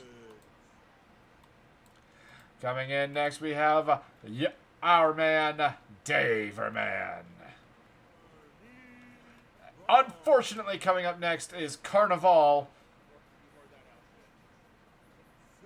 And then coming in last, we have one half of the Unified Tag Team Champions, Sasquatch Wing. Oh, fuck, I did not realize Carnival was in that outfit again.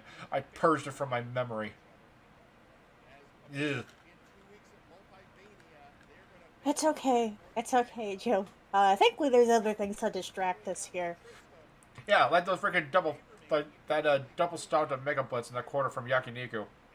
No, absolutely. Apparently, by the way, this was a bit of a thematic match. A couple of the heels are up against a few amount of heroes, or for hires, or just mercs. Wait. In between. If it's heroes versus villains, what does that make Jean? Is he a villain? Is he a hero? I don't know. I thought he was I- just. I thought he just owned a cabaret club. He's like, I don't know. He's like, not my type of guy. I mean, I was all eyes over here for Phoenix, but that's neither here nor there. Listen. It's okay. It's okay. No, I understand. it's like, Li- no, li- it's just listen. I Have you generally don't know. have you seen Phoenix? I get it. I mean, Just saying, I'm just saying the July spread is good. It's good stuff. Speaking of the hottest man in the room, literally with the fireman. Oh God, that roundhouse kick to the back of his head. Yaki and Mega are still going at it, and then we got Daverman and Late Hyrule, the Canadian Daredevil. Oh God, Shining Wizard to Lade's dome. Yeesh.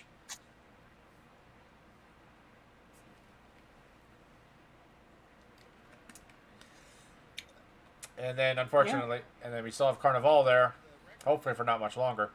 thankfully, Sasquatch Wing is keeping him busy in the corner. It was very hard to keep track of. Some of our scorekeepers can probably inform us on some technicalities, but I wasn't able to track because, as you see, everybody's kind of as they tend to do so. The gentlemen like to spread out, especially where the cameras can't see them.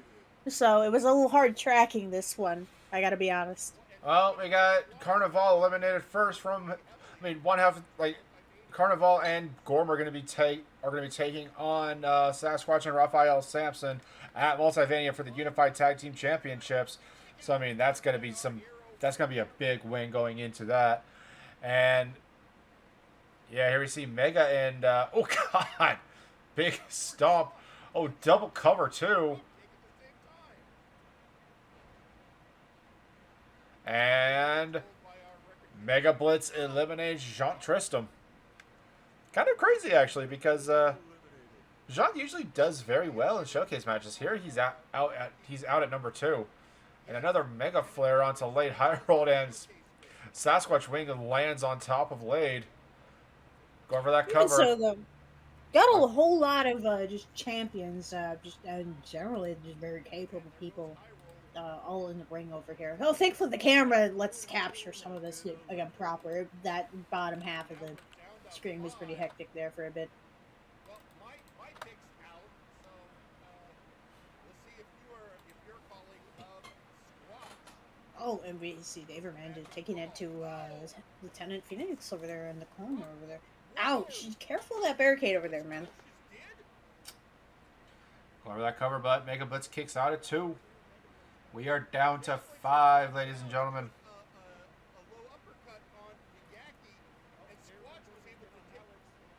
And unfortunately, Lieutenant Phoenix Hallex has been eliminated.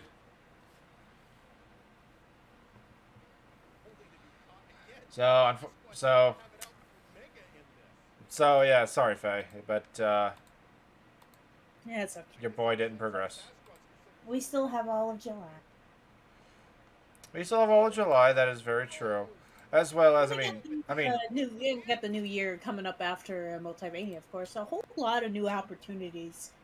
I mean, I will say this though.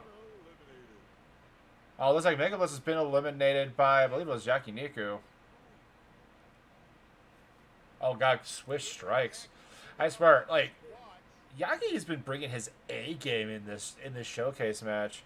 I mean, I guess all the times that he's been kind of chasing bounties in between galaxies, he's just been upping his training schedule. I mean, I know for a fact his wife definitely doesn't leave a lot of room for error. It looks like on social media, a comment actually from Sasquatch Fang looks like he's been watching. Hope that shortens the time of that affront to nature enough. I assume he means Carnival. I don't know. I been. don't know a whole lot of other people who would fit that description. It definitely fits That's Carney though. fair. The plush rump is no longer on camera. Ooh, our eyes are safe. Thank God. I mean, granted, that's not the most cursed thing I've seen today. Oh my God. No, it's not. No, it's not. Ooh. Oh God. Tilt-a-whirl head scissors onto Sasquatch. Not easy. Just kind of Ooh, just Buddha shows lock. that superhero strength. Oh wow. The Muda lock onto Sasquatch, and Sasquatch taps out.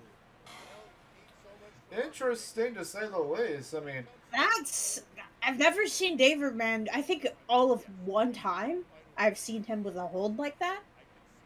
It looks like he's also waiting now for Yakiniku to get up a little bit, just recover, so he can have a proper face-off. So that just leaves these two gentlemen, I believe. roll up and a Enziguri to the back of the head. Ouch. And we got some combination strikes. Yakiniku, a house of fire in this match, going for that cover.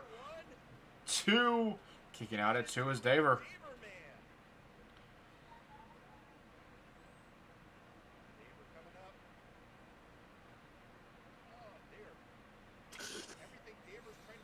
Ooh, knee strike. Going for that cover once more.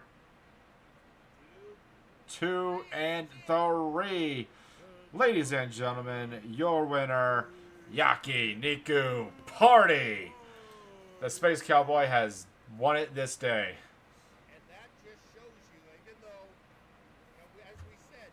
Not without his own fair bloodshed, though.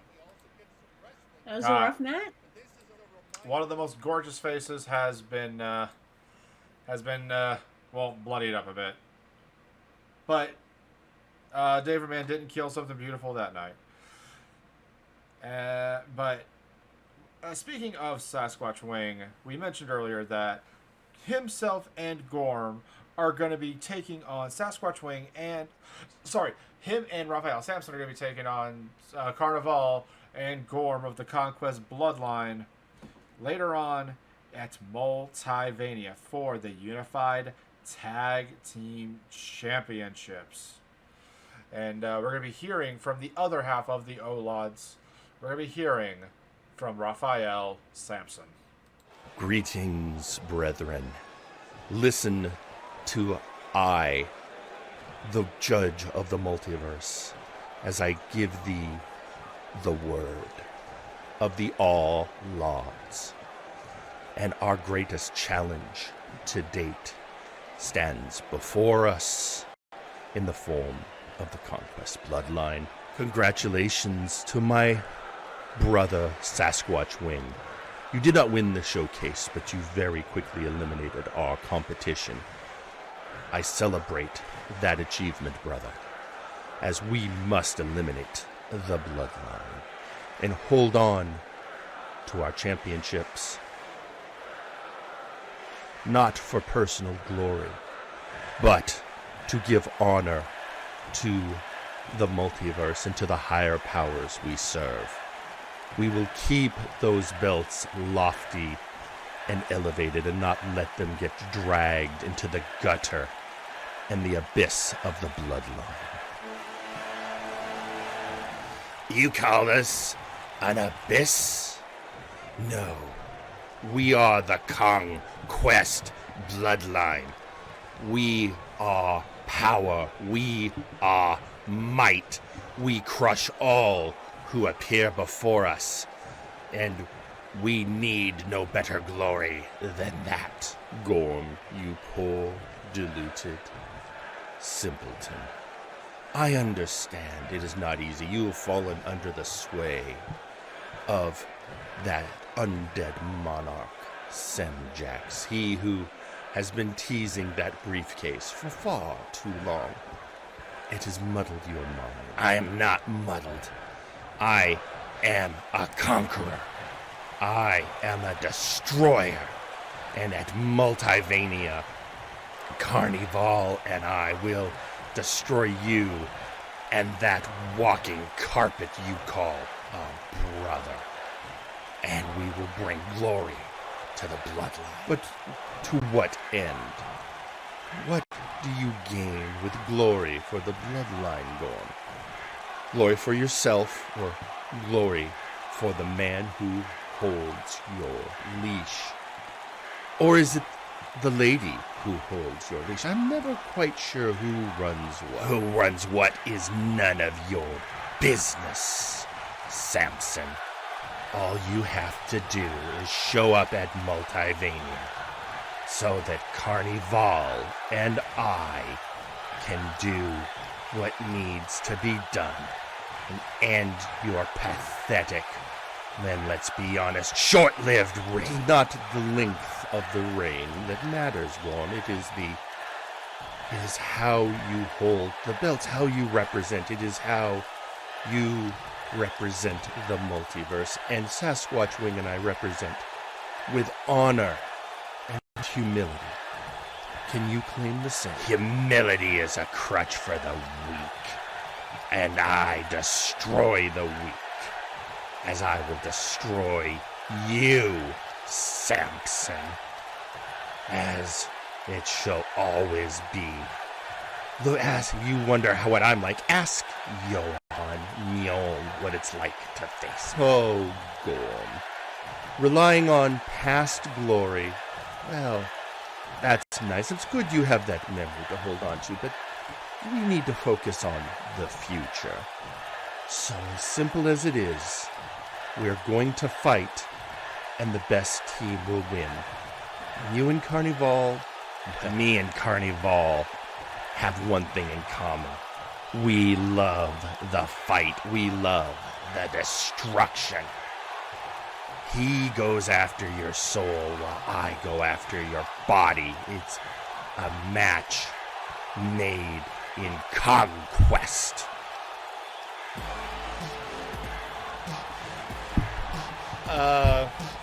Okay. I'm surprised that, legitimately speaking, that ring held as much as it did, because those were two of the most titanic competitors that we have in MNW. And, oh, God, the words that were being slung back and forth. I mean, ladies and gentlemen, if you've never seen Gorm wrestle, go back and watch literally any video that's up on YouTube right now. Excuse me. And, yeah, that man is terrifying. He is power incarnate. And, I mean, Raphael Samson, I think, is one of few who can match that power. I mean, him and Sasquatch Ring are definitely one of the physically strongest tag teams that we have in MNW. And, I mean, their second defense going up against the power and the mind manipulation that is Carnival. And, of course, the power that is Gorm itself. Tip to any of the Olots: do not get on the outside with Gorm. Like, treat him like you would treat Cat. Like, that's all you'd have to do. Just a titanic obstacle, because the Olots, honestly, I'm glad things worked out this way, because there aren't a whole lot of people that can just, again, that can compete. You can be clever and you can be acrobatic, but it's hard to face up and, like, evenly enough up against the Olots in terms of just sheer power. Also, very interesting thing. He I didn't realize it when I wrote it down in my notes. But he actually mentioned Johan actually of the Flashbang roster very briefly there. Oh yeah, he did, didn't he? Mm-hmm. I mean, to be fair, like, having seen it take place for the entirety of a week. Sorry, that's still burned into my memory. At the time, so for those who don't know and are new to MNW, Johan Mjoln and Gorm fought for an entire week, and I was forced to cover an it. actual legitimate week. Yes. Complete week and with no stops. No stops. What the fuck? I thought, okay, when I heard about that, I thought someone was joking, like, exactly. No. Oh, yeah, they fought over a week. Okay. No, an actual week. Oh my god. Mr. Rabbit was the general manager at the time. He asked me to cover it. And when he said that, and when I agreed to it, I did it for, like, I don't know, an hour. or something like that, reading off bits and stuff, and like and just covering the actual footage, covering the actual bout itself. But what happened was, Rabbit called me after we signed off and said, "Why is it gone?" I'm like, "What do you mean?" He said, "Yeah, why are we not covering the entirety of the fight? Is it over yet?" I'm like, "No, it's been an hour. They're not stopping it." I'm like, and he said, "Yeah, continue to cover it." I called him a madman to his face. And guess what? A week and about, I don't know, 80% of my blood being coffee at the time. Not even joking, the doctors are wondering why I am alive. Ladies and gentlemen, this is an example of the power that you are born witness to in the Nexus. Beware. It was And, fucked up. Yeah, just be... They were fucking making a game out of killing Vacants that came out of a fucking portal. Need I say more? Okay, alright, before I can sense blood pressure rising, it's okay, we can go on to the next second show. That's very interesting history, thank you for bringing it up. Thank God you're alive. But, yes. It's Jesus. I'm okay. I'm okay. You're It's okay. It's the reason why I don't drink coffee anymore, unfortunately. It's okay. It's okay. Now let me just take. Let me turn around this label so you don't gotta look at it. Anyway, so coming up next, ladies and gentlemen, we have a tag team match scheduled for one fall. We have the Scorpion Jack Abbott and Devin Shoot Nation going up against Absolute Washington and Forced the Fortress Wade, being led down to the ring by TJ the Mint Gable, the Absolute Units. And looks like we got Devin starting it off with against Absolute Washington. And my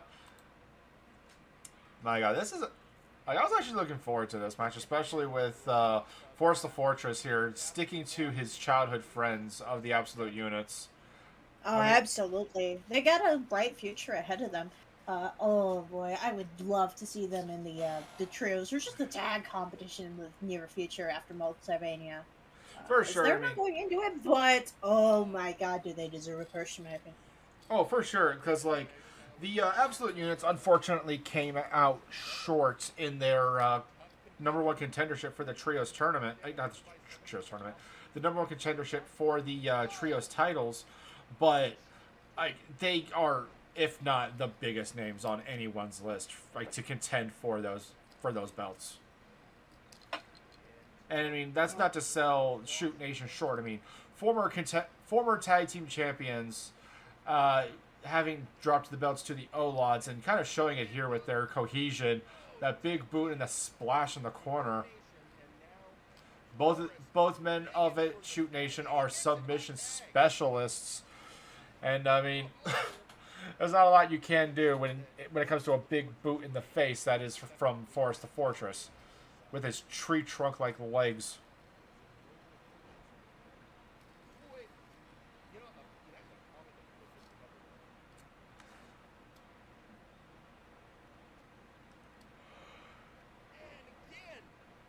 Oh God, that big drop kick once more.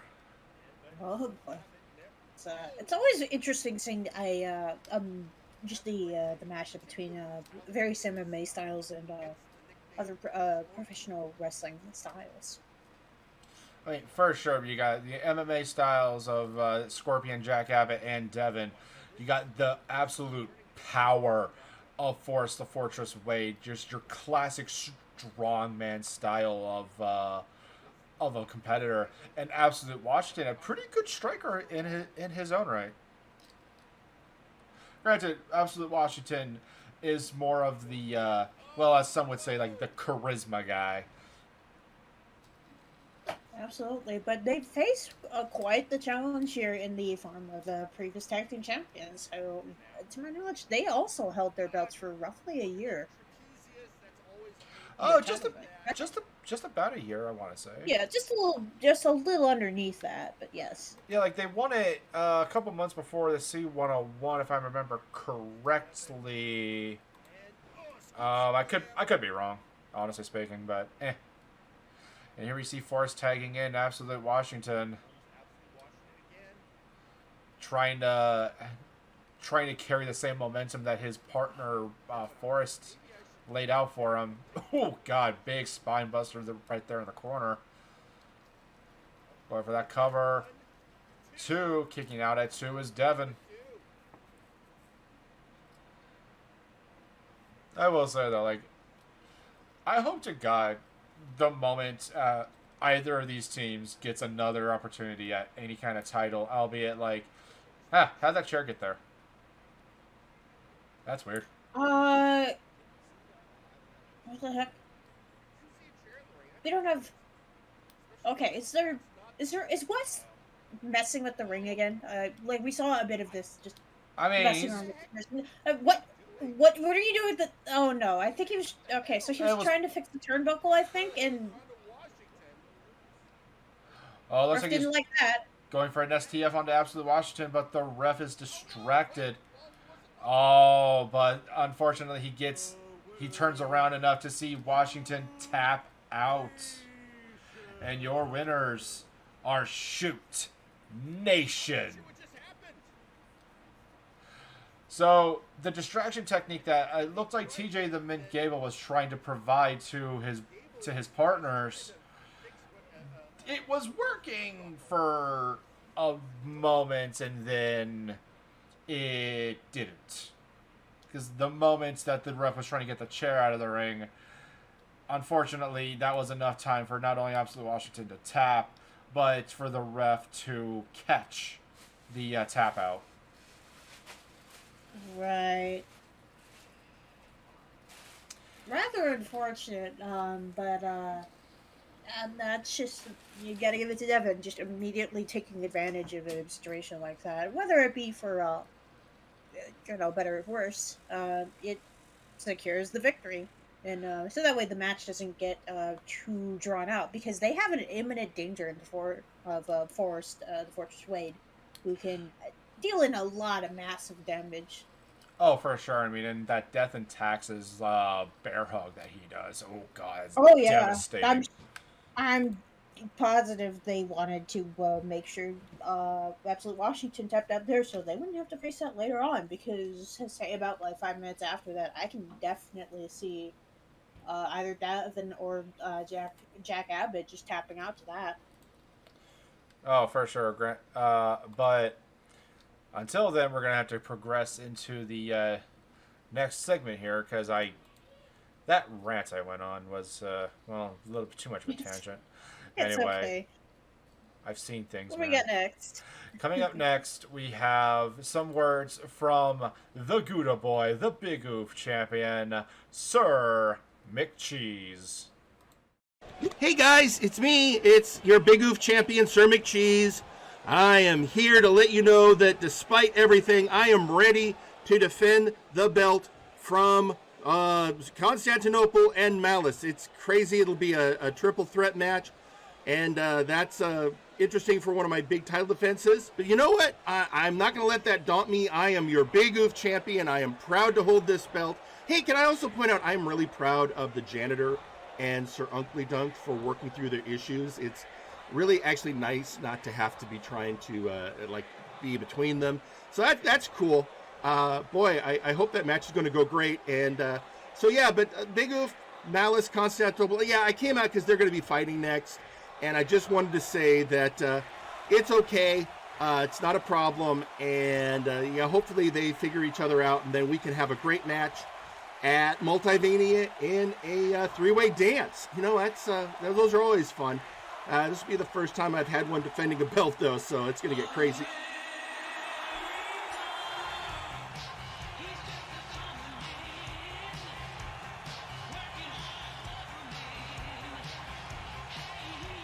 Look, all right, McCheese.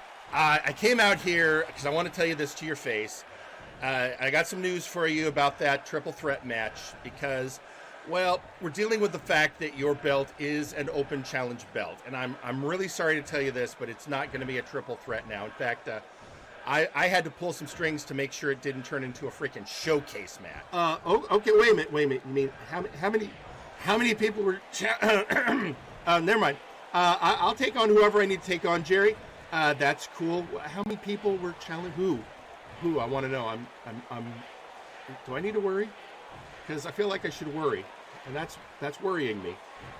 So if you could let me know what's going on. Yeah, I get it, kid. I get it. So here's what's going on. As soon as Malice pulled his stunt of challenging, adding himself to it, everyone realized they could. And they were all just storming my office going, I challenge for the Big Oof. So I set a new rule for the Big Oof, that you can only face up to 3 challenges. Oh, well, that's good, and that's good, having a limit. I appreciate that. So it's going to be a fatal 4-way. Oh, all right, cool. So that means there's another person, huh? Who? I'm curious. So I got Constantinople, who's kind of a rat ogre, and Malice, who's a big scary robot, who's number 4. Well, I decided to just be fair and take it in the order of who got into my office. And so the first person after Malice was, well, it's kind of funny. It's the Doctor of Albenomics came in first, and I had to, everyone else had to wait while I got, my record scratch to English translator in there. But yeah, it's out, Doctor of Albenomics. Everyone else, I told will have to wait for next time. Okay, so I got Constantinople, I got a member of Meme, and I got the second most dangerous submission wrestler in the company. So Doctor of Albenomics from VIP. Okay, you know what? Fine, I can do this. I don't shriek from challenges. Yeah, I know you don't, kid, and I appreciate that about. Although honestly, we didn't have to make that a loser leaves town match, but I understand why you accepted it. You're a good kid. I mean, you are a good kid. I like it. And I understand why you've got these issues with your 2 mentor figures having odds. Frankly, I'm with you. I'm kind of proud of the janitor and Uncle Dunk, but let's worry about you. Okay, I appreciate that, Jerry. All right. So I'll go into the match. I'll face all 3 of them, and it's going to be is it going to be a 1 fall, or is it going to be an elimination? That's kind of important to know. That's a good point. We didn't actually settle. I'm going to have to talk to the brass about that. Tell you what, we'll know for sure next week. I'll double check with the brass what I'm clear to do, I'll make the announcement next week before Multivania, the biggest show. Hey, McCheese, look at it this way. You're going into Multivania as a champion. The very few people get to do that. You're doing great, kid. So just keep making us all proud, and I'll talk to you later. Okay, I keep forgetting that freaking Aldini has that leap that he used to do in his olden days. It surprised the crap out of me. I'm not gonna lie. Whenever I saw that live, but anyway, coming up. So, ladies and gentlemen, from that, McCheese is not only going to be facing the constant nightmare Constantinople, as well as facing Malice. He's also going to be taking on the Doctor of Albenomics. Apparently. The fuck? 4-way Yeah, match with one of the with probably one of the more dangerous technical minds in the Nexus.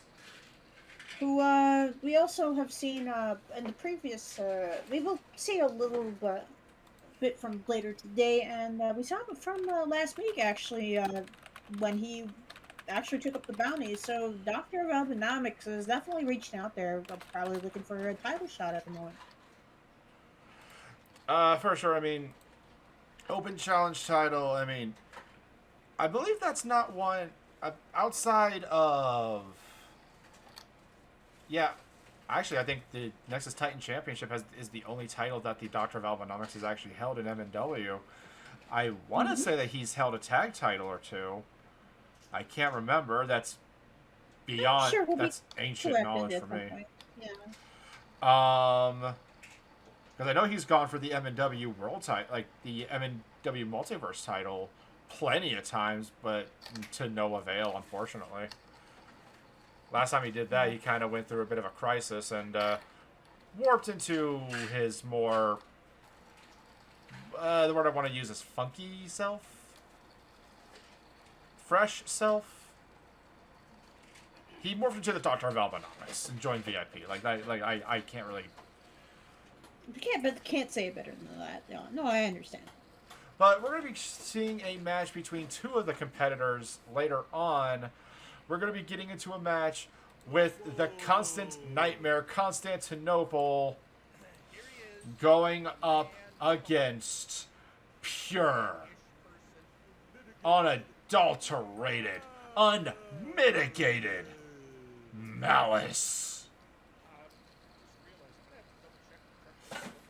So, going facing against this man in a tag or trios match is tough in its own, but you're going one-on-one against essentially the enforcer of the main event mechs.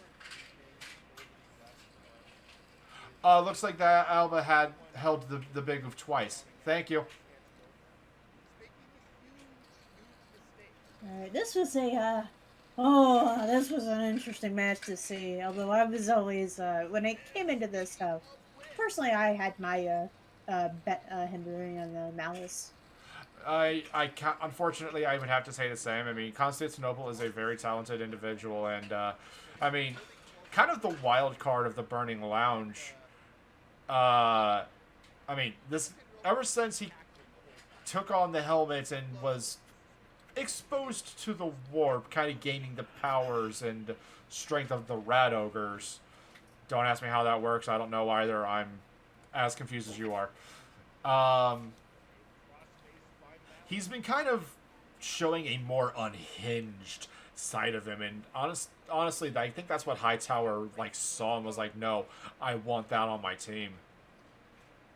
Unfortunately, with all the members outside of Constantinople here, unfortunately leaving or quietly leaving, he's kind of the last remaining member.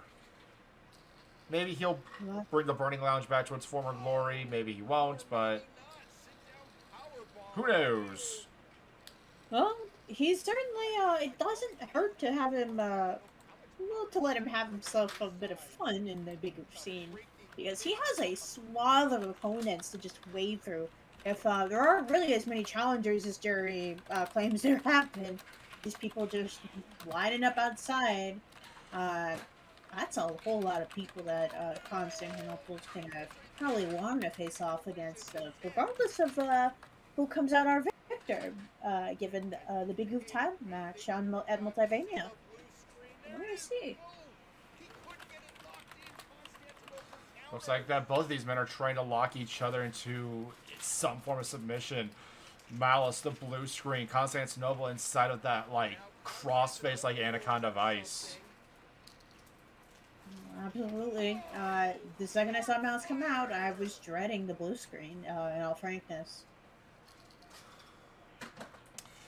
Big spine buster. I'm sorry, go ahead.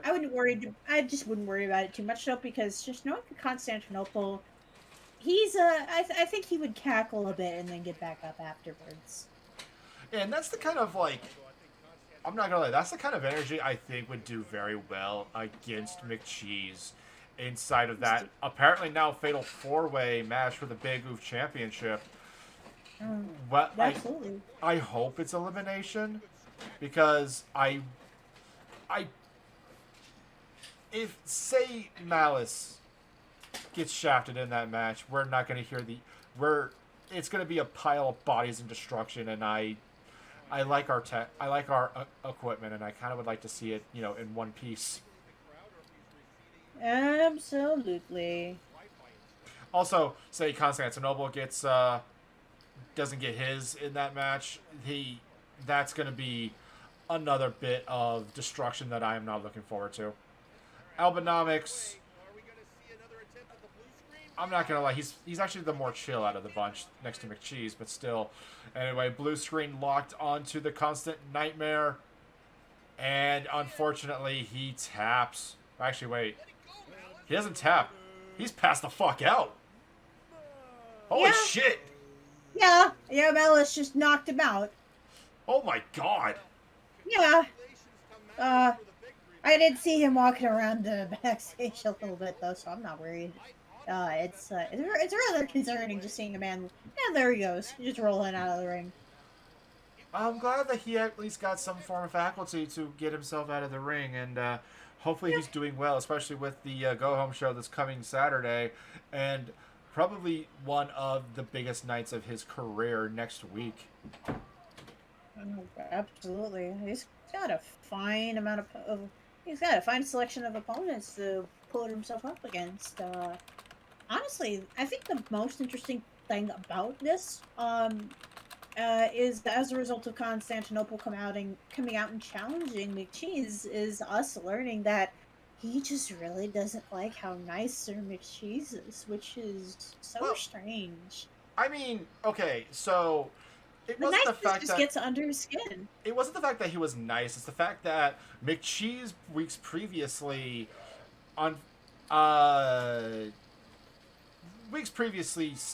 was forced to retire Hightower by beating him for that Big Oof championship, and it doing so kind of took out the closest friend that Constantinople had. So he wanted to get a bit more revenge. He took away his friend, like McCheese took away his friend, so Constantinople wanted to take away his title in kind of as a form of payment. So yeah, like that. I mean, I can understand that, but then Malice was like, "Listen, Zacho's busy, Sawyer's busy. I want that Big Oof title. It's mine." And then everybody wanted to get their licks in for that Big Oof championship. So instead of having another showcase for the Big Oof title at Multivania, we're having a fatal four-way. Once again, hoping it's elimination. Oh boy, this is gonna be I hope you're right, but it's gonna be a hell of a match. So Richie's had quite the challenge for himself. There's the threat of just a looming, unmitigated threat of Malice. You have the constant nightmare, and oh, sorry, crooking my neck. Nah, You have the Doctor of Albinomic. That is a hell of a selection. So McCheese is gonna be exhausted after that, win or loss. But I think he can challenge himself.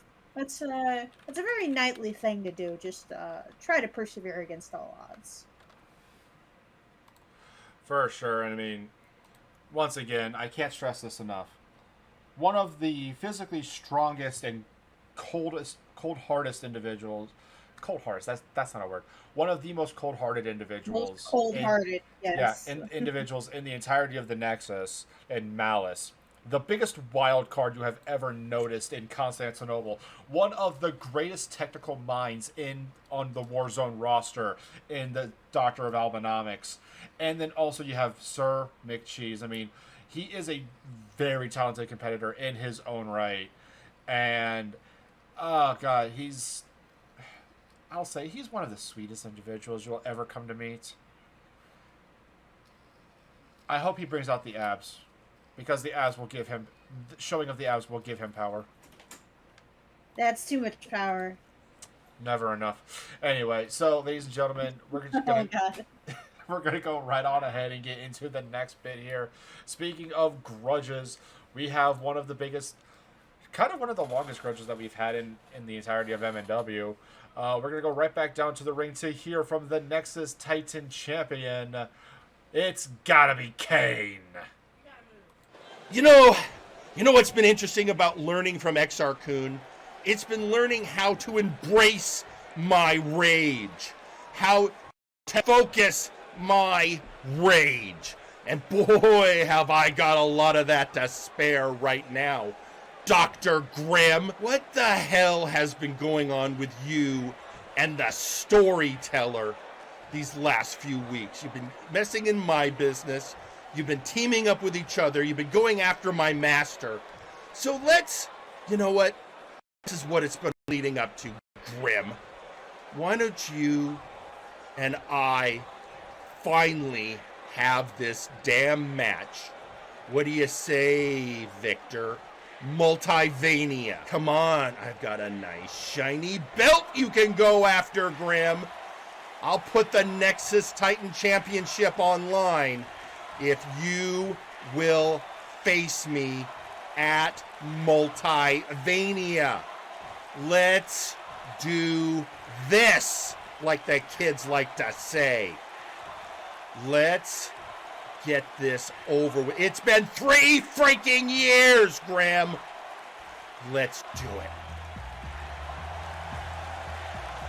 Here comes the storyteller, folks. At least he's wearing the blindfold again. Hey, sit a while and listen. I have a story for you. A story you are failing to see in its entirety. You wish to have your culmination, your final battle, as it were, as if this were the last chapter. It is not even close. So, no, Victor does not want to face you. Of course he doesn't. That little bitch has been dodging me for 3 years. And you know what? At least I'm not the unfocused, undisciplined, easily defeated whelp that I was. And oh, I want to show him everything I've learned from Master XR Kun. Well, Victor has stated that he has absolutely no interest in a singles match with you. He's got so much else on his plate with the device and his working, but he is amenable to, well, let's make it an alteration. I have a proposal Victor has already signed off on, and I think you will find it acceptable. It's a fitting plot twist. Oh, for God's sakes. What new convoluted bullshit are you bringing now, storyteller? I am getting sick of this. So, whatever. You know what? If it ends up with me getting in a ring with Grimm, I'm all for it. So lay it on me. Tell me what your stupid plan is. Oh, it's not stupid, Kane. It's simplicity itself. Let's have a tag match at Multivania. I will be the partner of Dr. Grimm, and you already have a ready-made partner in your master, XR Kun. It's very straightforward. You know, maybe you want to throw your belt online. Okay, so let me get this straight. You want me to put the Nexus Titan Championship online in a tag match against you and Grimm with XR? Wait a minute. If you guys win, who gets the belt? That's what I'd like. Well, whoever wins, of course. Oh shit. Wait a minute, what do you mean? Does it mean whoever So I fucking hit the transition button before the best part. He just fucking used the force and floated up in the air just to get back at freaking storytellers. But a tag team match with Exar Kun and Kane taking on Storyteller and Dr. Grimm for the Nexus Titan Championship. That is interesting to say the least, because you got, essentially the Sith going up against two of the biggest masterminds of the entire Nexus, and whoever wins gets the Nexus Titan Championship. Is it going to be like what they did back in the late 2000s, where whoever pins gets the title? Well, late 2000s and the 80s. Yeah, that would be my guess, actually, because there have been titles where, by the stipulation of, oh, you didn't pin me, don't succeed as champion, where you can have count-outs or just other stipulations, but if they don't count as a pinfall or submission, in the ring, under a certain set of circumstances, you don't get the belt. You don't get to be the title holder. Well, here's the thing though, in this case, okay, say it gets revealed to where whoever gets the winning pinfall gets the championship. Kane does not have to get pinned to lose that title. If Exar Kun pins either of the either Grimm or Storytellers, I think it would be that Exar is the new Nexus Titan champion. That also could mean that if Exar makes the pin, likewise on either Grimm or Storyteller, that could also mean he walks out with the title. Well, I just want to preface this by saying we don't know the rules itself at this current juncture. So hopefully that gets clarified. Yes. Yeah, hopefully it gets clarified before the show next week. But yeah, ladies and gentlemen, this is very interesting. The only time I can think of is back in I want to say the late 2000s or the late 90s. Granted, that the one in the late 90s didn't pan out the way they wanted it to. I'm not going to get into that. That's literally ancient history. But anyway, so at Multivania, Kane and his master Exar Kun take on Storytellers and Dr. Grimm. Another match at Multivania is the MNW Multiversal Championship match between Zako Duo and the Victimizer Wilson. And, well, your Warzone promo of the week comes from the #1 contender himself. Ladies and gentlemen, it's Wilson. It's been a long time coming, Zako. The plucky little robot who's been constantly seeking attention from a has-been in a Bulls jersey takes on the Victimizer in the main event of Multivania. It's almost poetic, isn't it? For years, people have been demanding we face off against each other. It's been hyped to hell and back for as long as I can remember, and now it's finally happening. But I don't think this match is gonna go quite as people expect it to. Because you see, Zako, your time has come and gone. You can throw any barbs you want at me. I've heard them all before. But the fact of the matter is, you are a relic of a bygone era. And it's time for you to die. Yes, that's right. Die. When I step into that ring with you, I plan on doing everything in my power to completely destroy you. To eviscerate you until nothing remains. And as the last flicker of lights exit the beady little robotic eyes, I will smile. I will smile as I hold the Multiversal Championship over my head, while you enter the black void of nothingness where God will never meet you. I will become a god. Nothing will stop the Victimizer from claiming his fucking destiny. And that includes you, Semjax. I can promise you, if you interfere in this event, if you try to take away my destiny, if you interrupt my ascent, I will personally end your bloodline myself. You know I'm not a man to be trifled with. You've seen the bodies I've left behind. Don't make this harder for yourself. I'll see you at Multivania.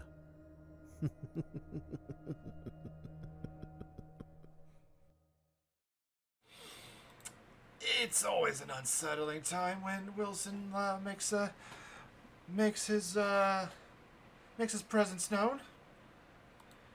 And we've been I will admit we've been holding off on making him promo of the week for several weeks. I will admit that, but before he comes back and kicks my ass, I will say it's for a good reason. It's for a good reason. Every single promo that he's done so far has been so memorable and meaningful that, and no, this isn't me kissing his ass, I swear to God. It's been so memorable and meaningful. We've just been kind of having to been waiting for the next one, because legitimately speaking, it's felt like it's been building up and like more and more and more.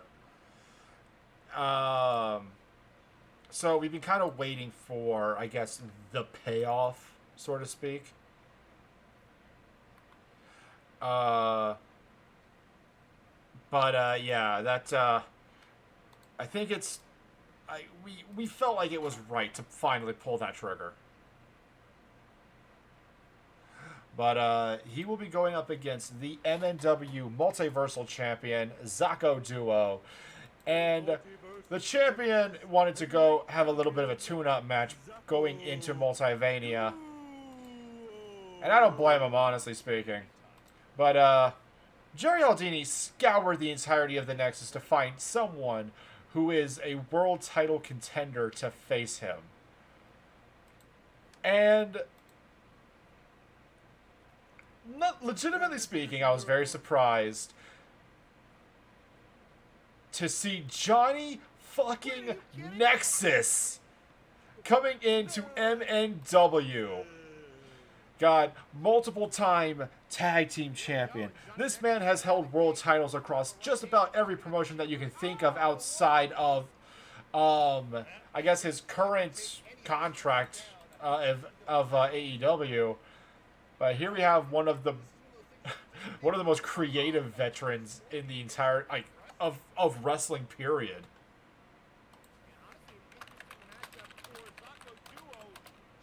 I mean, it makes sense in its own sort of way, because as Zacho himself has actually claimed and again reiterated in the past, he's faced just about everyone that he can face as far as challenges are concerned.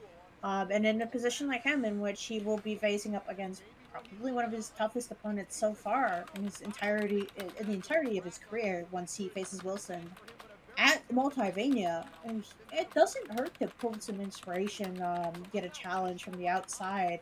I mean, because well, Zago hasn't been the only one who's been improving. Wilson is absolutely a changed man, and he's bringing his own brand of cruelty. And Zago is nothing if not a clever individual.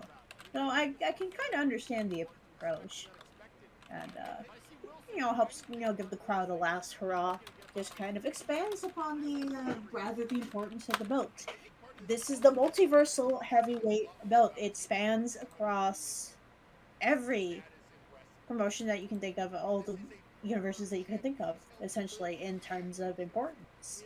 So, For sure, I mean, I know for a fact one of the biggest names in wrestling, Chris Jericho, is the master of reinvention. But has he changed his name for every promotion that he's ever been in? I mean, Johnny Mundo, John Morrison, and here Johnny Nexus.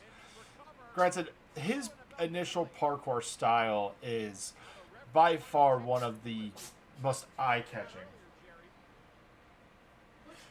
Especially when he does his Starship Pain finish. God, it's beautiful. It's like a man in his 40s like this is still pulling off moves like that.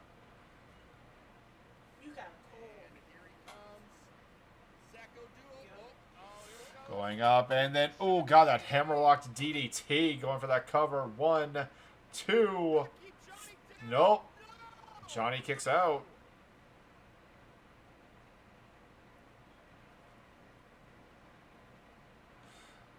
Yeah, probably, like, God, Zacho, it looks like he's on, like, Zacho, look, oh, God, there's part of that aerial style that I was talking about. That freaking standing moonsault off the top of the rope and going into a camel clutch.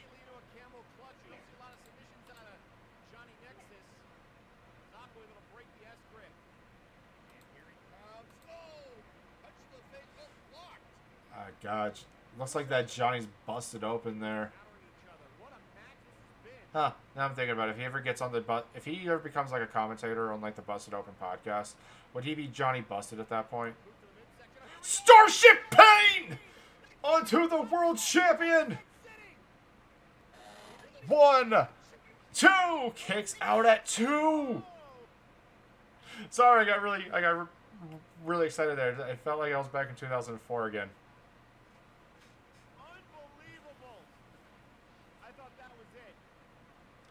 And the off switch.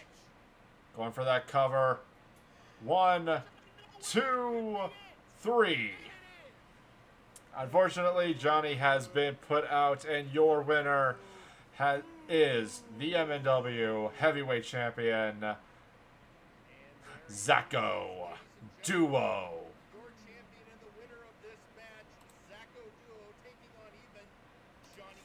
So going into Multivania, ladies and gentlemen, the world champion is feeling strong. He looks strong, and he is... Oh, man, I'm sorry. Legitimately speaking, Johnny Nexus was like one of my favorites from like back during like the mid to late 2000s. He was a fantastic individual. God, it's been nice seeing his career progress.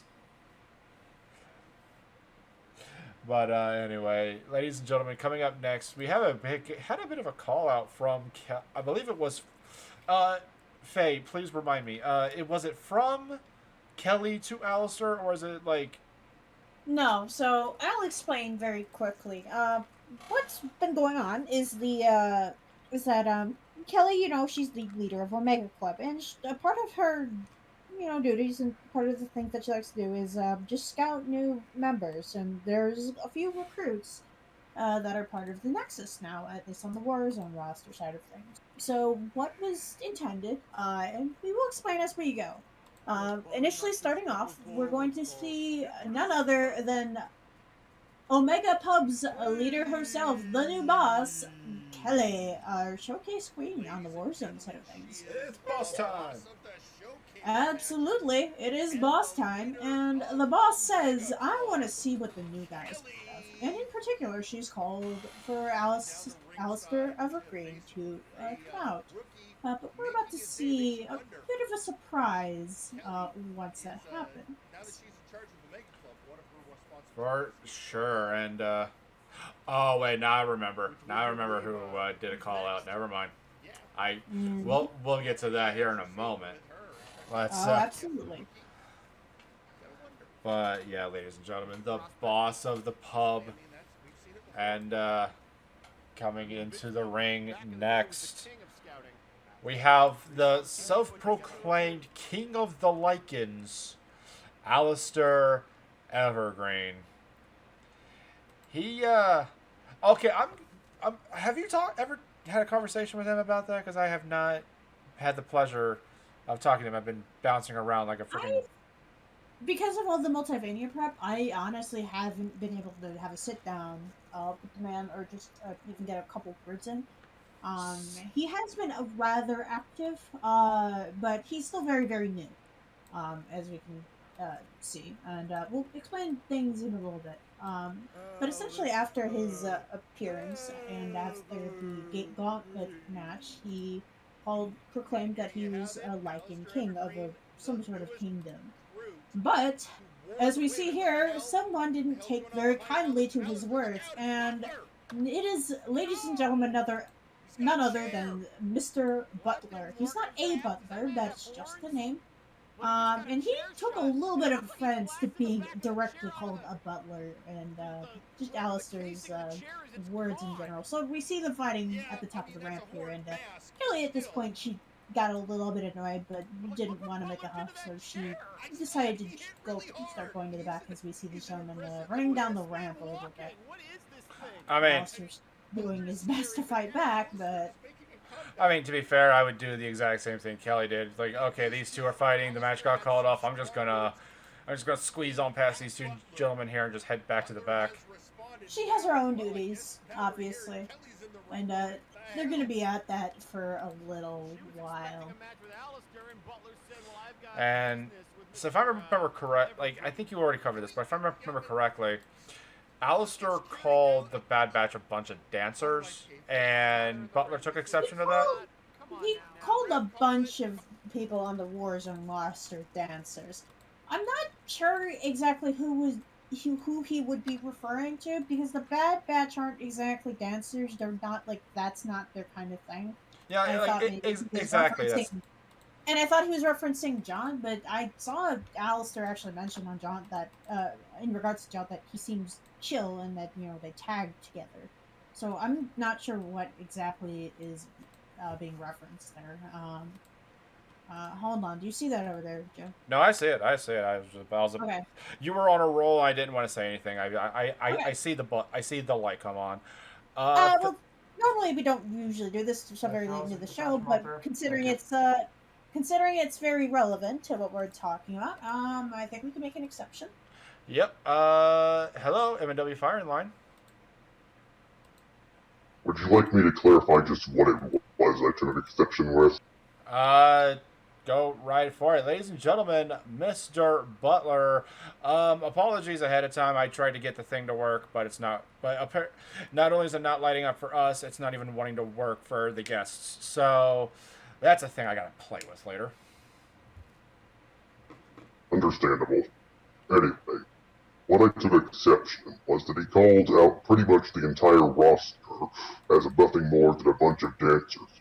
I mean, whether or not the Bad Batch is any dancers, and it has yet to be determined, although Carcharodon could be pretty skilled in water ballet, for all I know.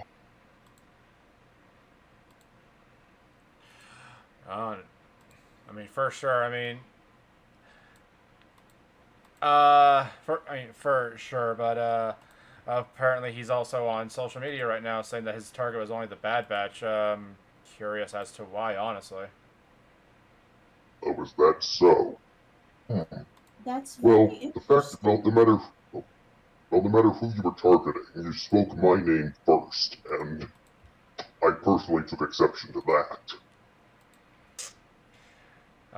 So hey, speaking of yourself, kind of wanted to kind of get a bit of a kind of want to ask a couple of questions about your employer, Sir Uncle Dunk. So how's he feeling going into his match with the janitor next week at Multivania? I haven't exactly gotten his opinion. For sure. I mean, this is definitely going to be one of the more emotional matches that he's going to be going through. I mean, going up against his old running mate from the Republic. I mean, a man that he definitely looked up to and respected, and then he felt that betrayed him. I mean, if I were in his shoes, I'd have a mix of emotions myself, honestly. Yeah, mixed emotions to say the least. All right. Well, Faye. Hey, Faye, did you have any other questions? I just find it very interesting that, if I recall correctly, Mr. Alistair was brought in on the part of HR in the administration roughly around that time, promptly before it started entering its own sort of swan dive, you might say. But I find it very interesting that around the same time, the Bad Batch was also very declarative in regards to standing against at least HR in the administration front. Perhaps there's something a bit there, but I have confidence Mr. Butler might be able to, perhaps in your own words, beat it out of him. If he was aligned with the administration, he must have been the one that slipped under the radar. Nevertheless, the administration seems to be crumbling at this point. Absolutely. All right. Well, unfortunately, we're going to have to drop you off here. Hope you have a fantastic evening, and we are going to have to. We are going to have to progress on into the match. And speaking of members of the Bad Batch, we have a tag team match coming in, scheduled for one fall, and we have the Celtics Warrior McMorgan teaming up with Beowulf, the man, the myth, the legend himself, going up against Earl King West and Louis McDonald in Legion. So this match came about after, I mean, not only did McMorgan beat Earl King West, but sent Louis McDonald, thinking that McMorgan didn't have any allies, and then Beowulf comes in with the save. Absolutely. After the backstage attack in which we witnessed, it was a direct answer to Earl King West being thrown into a locker a couple times on the part of McMorgan, who again he has resworn his clan's oath up against these darn tricksy Faye, and he's gonna give him a proper fucking fight. As probably more in the line of the Merc's way of saying things.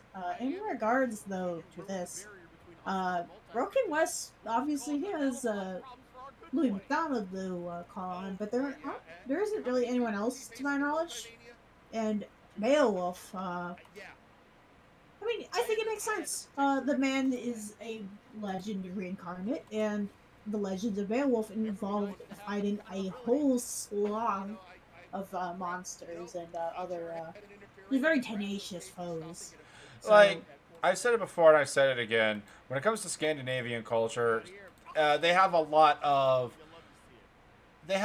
stories about people not only combating Fae folk, but also, I guess, outsmarting them in some circumstances. And I mean, you can't get any smarter in the Nexus than Earl King West, honestly speaking, and Louis McDonald, two of the most cunning individuals. It's a good thing that there's only the two of them so far. Well, we got a lot of other masterminds here, but you get what I'm trying to say, though. Two of the most cunning individuals teaming up with each other, and I guess you could say two of the most tenacious individuals that we have in the Nexus, and McMorgan and Beowulf. I mean, outside of, like, if we put Beowulf aside, the amount of titles that three of these individuals have, actually, you have Louis McDonald being a multiple-time Nexus Titan champion, Earl King West, multiple-time tag champion, and one-time interdimensional champion, McMorgan, I believe 2 or 3-time hardcore champion. So they've been to the top of their respective mountains and seen the other side. And there we have the Wrath of the Goblin King, McMorgan, breaking up the count. So, what do you have, the Warriors or the Tacticians? My money was on the Warriors, our fabled heroes. It's kind of like a, it's like one of those Norse. A little bit. It's a little bit like a myth reincarnate. And Beowulf quickly is facing who he has to face now. Louis, I think you're gonna yeah, Okay, I get you. Yeah, All Louis right. got punished. All right. Yeah, Louis got fucking punished for that one. Ouch. Nah, the wordplay immediately went under the radar. I see how it is. No, it's but it makes its own sort of sense. And if I'm going to be honest, I think that is exactly what Earl King West wants, because he's bored. What do immortals who are bored love to do? They like to fuck around and find out, yes, but they also like to weave legends and historical moments into their own names, because it makes them all that more powerful and potent and legendary. And that is a dangerous thing, to my understanding, as far as magic is concerned. But on the opposite hand, it also cements the legacies of the heroes. Well, it's also a thing of, this is a, like, say McMorgan and Beowulf continue and make something of this team up. Who better to mess with than a brand new team? Going in for that Highlander, going for the count. Earl King nowhere to be seen, and McMorgan and Beowulf win this match. And at the end of this bout, Beowulf put out a post on social media, "Fear the Wild Hunt." However, that is just a statement. Is that is this going to be like a new tag team of Beowulf and McMorgan calling themselves the Wild Hunt? That would make a hell of a lot of sense, Johan. I am all here for it. Well, because it's kind of ironic in a way. Considering, isn't Wes's title something involving the Wild Hunt? The Lord of the Wild Hunt, yes. Yeah, exactly. Like the Norse and Celtic mythologies both have a Earl King of sorts. Granted, in Norse, it's also a depiction of Odin, and that's mostly because he's a depiction of just about everything in that freaking mythos. But in I guess we're gonna go off of Celtic lore. He is essentially the Lord of the Wild Hunt, and them dubbing themselves essentially after what the Earl King leads is very interesting, to say the least. I mean, I'm not sure if they're using it as a point of the hunter becomes the hunted. Yeah, something like that. If there would be I'm sure we can ask them, or they will clarify very gladly if we were to ask them. But I say we find out. If we don't get a mention of it on Saturday, we are gonna have a hell of a of a grudge streak between both of these groups. Oh, I'm not here for for sure. it because there's gonna be a it's gonna be so dangerous though, because Earl King West has promised to ruin McMorgan's life, so Morgan is gonna have to find some way to put him down before he tries or accomplishes that. But that is a future very far away from us as far as we know, unless we see something more on Saturday. But we still have a little bit more left in the night, Joe. Maybe we do have our main event in Warzone. Ladies and gentlemen, we had countless people try to cash in on the, what was it again? 8-figure bounty? For Yes. the Mega Money in the Big Bank? According to Mega Blitz, who he seems to know the identity and perhaps the exact figures on it all. Very intelligent, by the way, of him. I like how he's been keeping an eye on it still, even now. Hasn't given up. He has claimed that there's not only an 8-figure bounty, so that could be, say, 10 million, 50 million, and whatever currency. We don't know just yet. But he also knows the identity, supposedly, of the person who put up the bounty. And he suggested to subjects that, maybe you can figure it out, and maybe you can appeal to get them to remove it. But before he could do it, there have been 3 gentlemen who actually tried to cash in on the bounty. Death Charge, Carcharodon, and the Doctor of Albinomics, who we referenced earlier in the night. And that match is coming up next. It is going to be a fatal 4-way for the Mega Money in the Bank briefcase. And we go ahead and get started with the sunken Hoss himself, Death Charge. Coming in next, we have Carcharodon. Coming in third, representing VIP, the Doctor of Albinomics. And then coming in fourth, the leader of the Conquest Bloodline,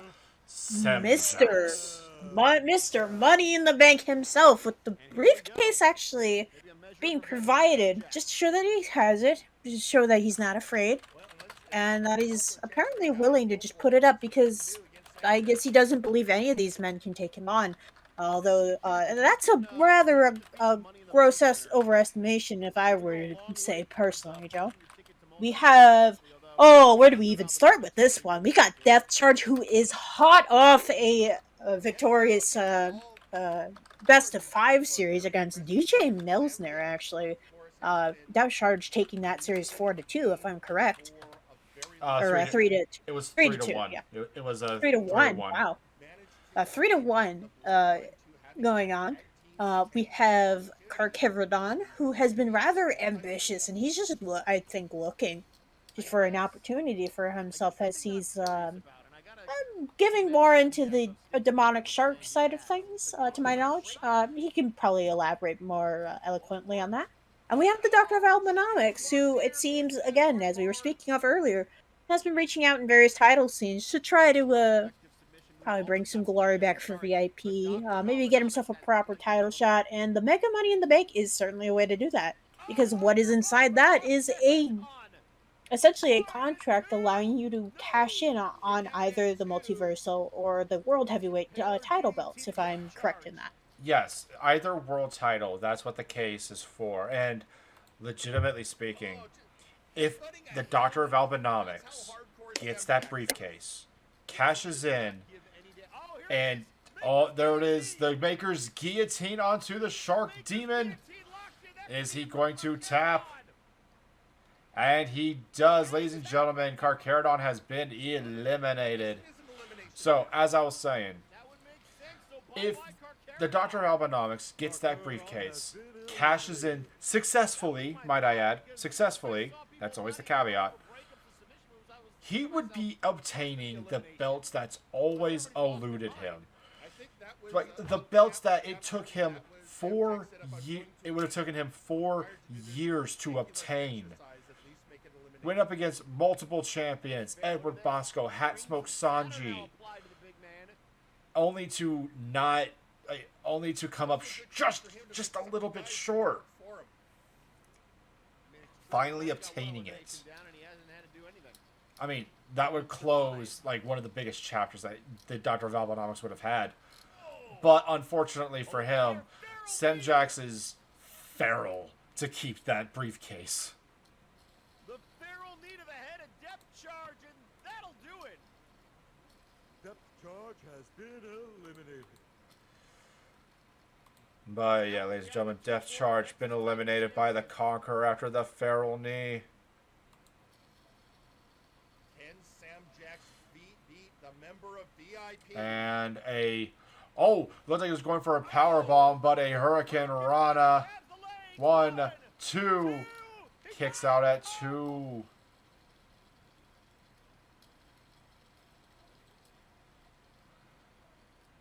Ooh, looks like he was trying to go in for an elbow strike, but dodges it.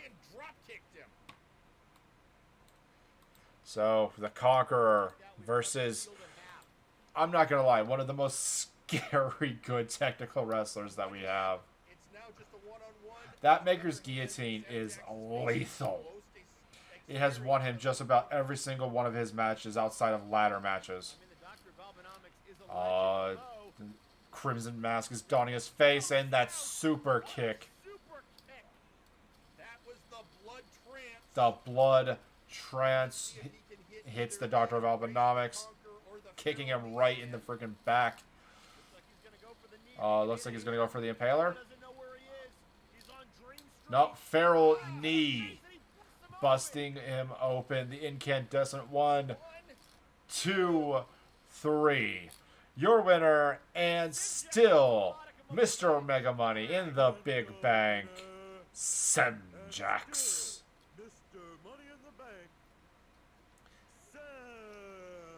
Although, this was your main event, ladies and gentlemen, but that's not the end of the night. For sure it is not. And we will get into it here in just a moment as we, I don't know, Faye, think we should just get right into the moment of the week? Let's get into it, and I'll explain what happened for All those right. who missed it. Ladies and gentlemen, the Warzone moment of the week. With a blood trance. Now let's see if he can hit either the Embrace the Conquer or the feral knee again. Looks like he's going to go for the knee if he can hit it here. Alba doesn't know where he is. He's on Dream Street. Right to the face, and he busts him open. 1, 2. And Semjax gets a modicum of revenge. All right. And your winner, and still Mr. Money in the Bank, Semjax. And there we go. Okay, hey, Eric, can you hand me the briefcase so we can get it back to Semjax? Yeah, hang on. Right here. No, Eric, quit kidding around. Go ahead. No, that's my luggage. Hand me the briefcase. Okay, fine. I think it's on your side, actually. Oh, no. Yeah, they would never put it on my side. No, I don't. I thought you had it. No, I thought who's the other guy that had it? The guy who brought it over here. Taylor brought it to us. I mean, I saw him put it here on the table. Oh, so Taylor probably took it. No, We're Taylor, good. he gave it to us. So I put it down there. Where's the? Okay, Phyllis. Just check with Taylor real quick. Taylor is saying he gave it to us. So. Well, right, but we have to give it back to him. But I don't have it on my side. I'm not even on this show, so. Yeah, apologies, folks. We hate to end the show like this, but we're gonna look into some things, and we'll let you know. Yeah, I'm sure it's just Phyllis locked down the arena. Ladies and gentlemen, that's all time we have for tonight. So for Eric. So at the end of the match, it appears as though the Mega Money the Big Bank's case is missing. Faye, you said you had explanation. So I made sure to pay attention to this. First of all, because there are very, very few situations in which Semjax brings out that briefcase. He clearly isn't afraid of the open bounty right now. again, remember that it is an 8-figure open bounty. He can be attacked at anywhere and any time. Other than his own personal quarters, wherever those may be, there is the entirety of the arena is an open hunting ground. And let me tell you, he is a very frightening individual. But 8 figures won't make some people blink. So, throughout the match, as we see that Semjax is coming down the ramp, he hands off outside of the camera, so that way to protect the privacy of the individual. He hands off the Mega Money in the Bank case to his representative and associate. I believe his name is Taylor Temple. He works very Yes. closely with Semjax in the Bloodline. He's one of the very few individuals that Semjax might actually trust with said briefcase. And Taylor brought it to Jerry, to Pete, and to Eric Jen Erickson, who was actually helping with a commentary this evening, as Michael Montoya has been out. And the briefcase was handed off to them, so it was in their area. And at some point, from that moment up until the end of the match, when they went to look for it, the Mega Money in the Bank briefcase was stolen or has gone missing in some way, shape, or form. So far, there has been no announcement in regards to that, and the arena actually went into lockdown very shortly after this. So that is now you can see why I pushed for this as our moment of the week, because that briefcase has not moved in such a long time, and now someone else has their hands on it and to whatever is inside of that case. And I have a feeling we're not going to find out either until this weekend, actually, or until Multivania. Oh yeah, especially because I believe Yeah. it was Semjax. I believe it was Mega Blitz who kind of called out Semjax that he was going to cash it in at the main event of Multivania. So Absolutely. There's always been that speculation in the locker room that, oh, he would cash it in or Multivania. But there's also the thought of, well, what if he were to cash in right before Multivania? Unfortunately, the briefcase is now gone, so that plan is out the window. He is the rightful owner of the Mega Money in the Bank, but you can't exactly cash it in without actually With- having the contract and the case on hand. exactly, like the actual physical case itself. Like you could say that. I mean, yes, according to the records and according to, we've seen him win that case twice now, but you need that contract that's inside of it just to get the match. So I can guarantee you all that Semjax is not only enraged, he is livid. He is probably having Gorm hold him back right now, trying to find this case. Or he's having Gorm tear apart everything and anyone in his path that he believes is Not- responsible for this. We not don't have again, a no. single suspect, ladies and gentlemen. We don't know who could possibly have either the funds or the wit to pull this off. Well, We don't especially- even know. We don't even know, because it could just be someone else who wanted to pick up the bounty and was sneaky enough to grab the case. Yeah, because it would have taken a lot to not only sneak up on the announcers from their secure location, but also to take that case right from under them. Anybody check the vents? Ooh. I don't think they checked the vents because Anon is actually out on holiday right now. He's still at the beach. Like, he God. hasn't been in his office since the last time he probably showed up to the show, which I believe was the administration match up against the Mr. Butler. And that was a few weeks ago already. Anon's just been sort of out of the picture. We don't really have a long list of suspects either. All we know is that someone, he or she or they, put out an 8-figure bounty, and whoever brings claims that case gets not only the sum of money, but they also get to keep the contents of the case. So we're gonna have to very slowly figure this out, and I hope it gets resolved very soon. Because we have that mystery in the bank match, I shall remind everybody, at Multivania. Yes, we do. And Well, we'll be getting into, hopefully we will be getting into who took the case on Saturday at twitch.tv/Dr_Caliban, Saturday at 4 o'clock Eastern Standard Time for Multiverse Nexus Wrestling Warzone. But until then, as we are winding down here, Faye, is there anything that you would like to tell the Firing Line audience? Oh boy, everybody! Make sure you've got everything that you need. Clear your calendars. Multivania is next week as planned, and make sure to also catch the pre-show whenever it is ready and live. It will be very nice to see everybody there. There's a whole lot that we have planned to showcase you all. We've got a whole lot of stuff from across the multiverse. You guys are going to enjoy it. Trust me on that. For sure. We have a few things that we have in store, a few things that we just need to slap together and kind of put a nice little bow on it. Until then, though, ladies and gentlemen, once again, these coming shows are the go-home shows before Multivania next week. So if you aren't hyped for that, I mean, hopefully the go-home shows can give you a little something to kind of send you off into the events. But until then, ladies and gentlemen, for my co-host Faye Jinn, I am Jomo Joe, and we are signing out. Hello, Multiverse!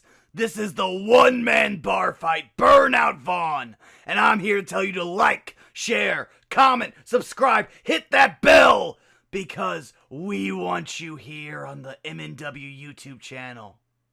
Okay, is that good? Did I get a take? Do I get paid now?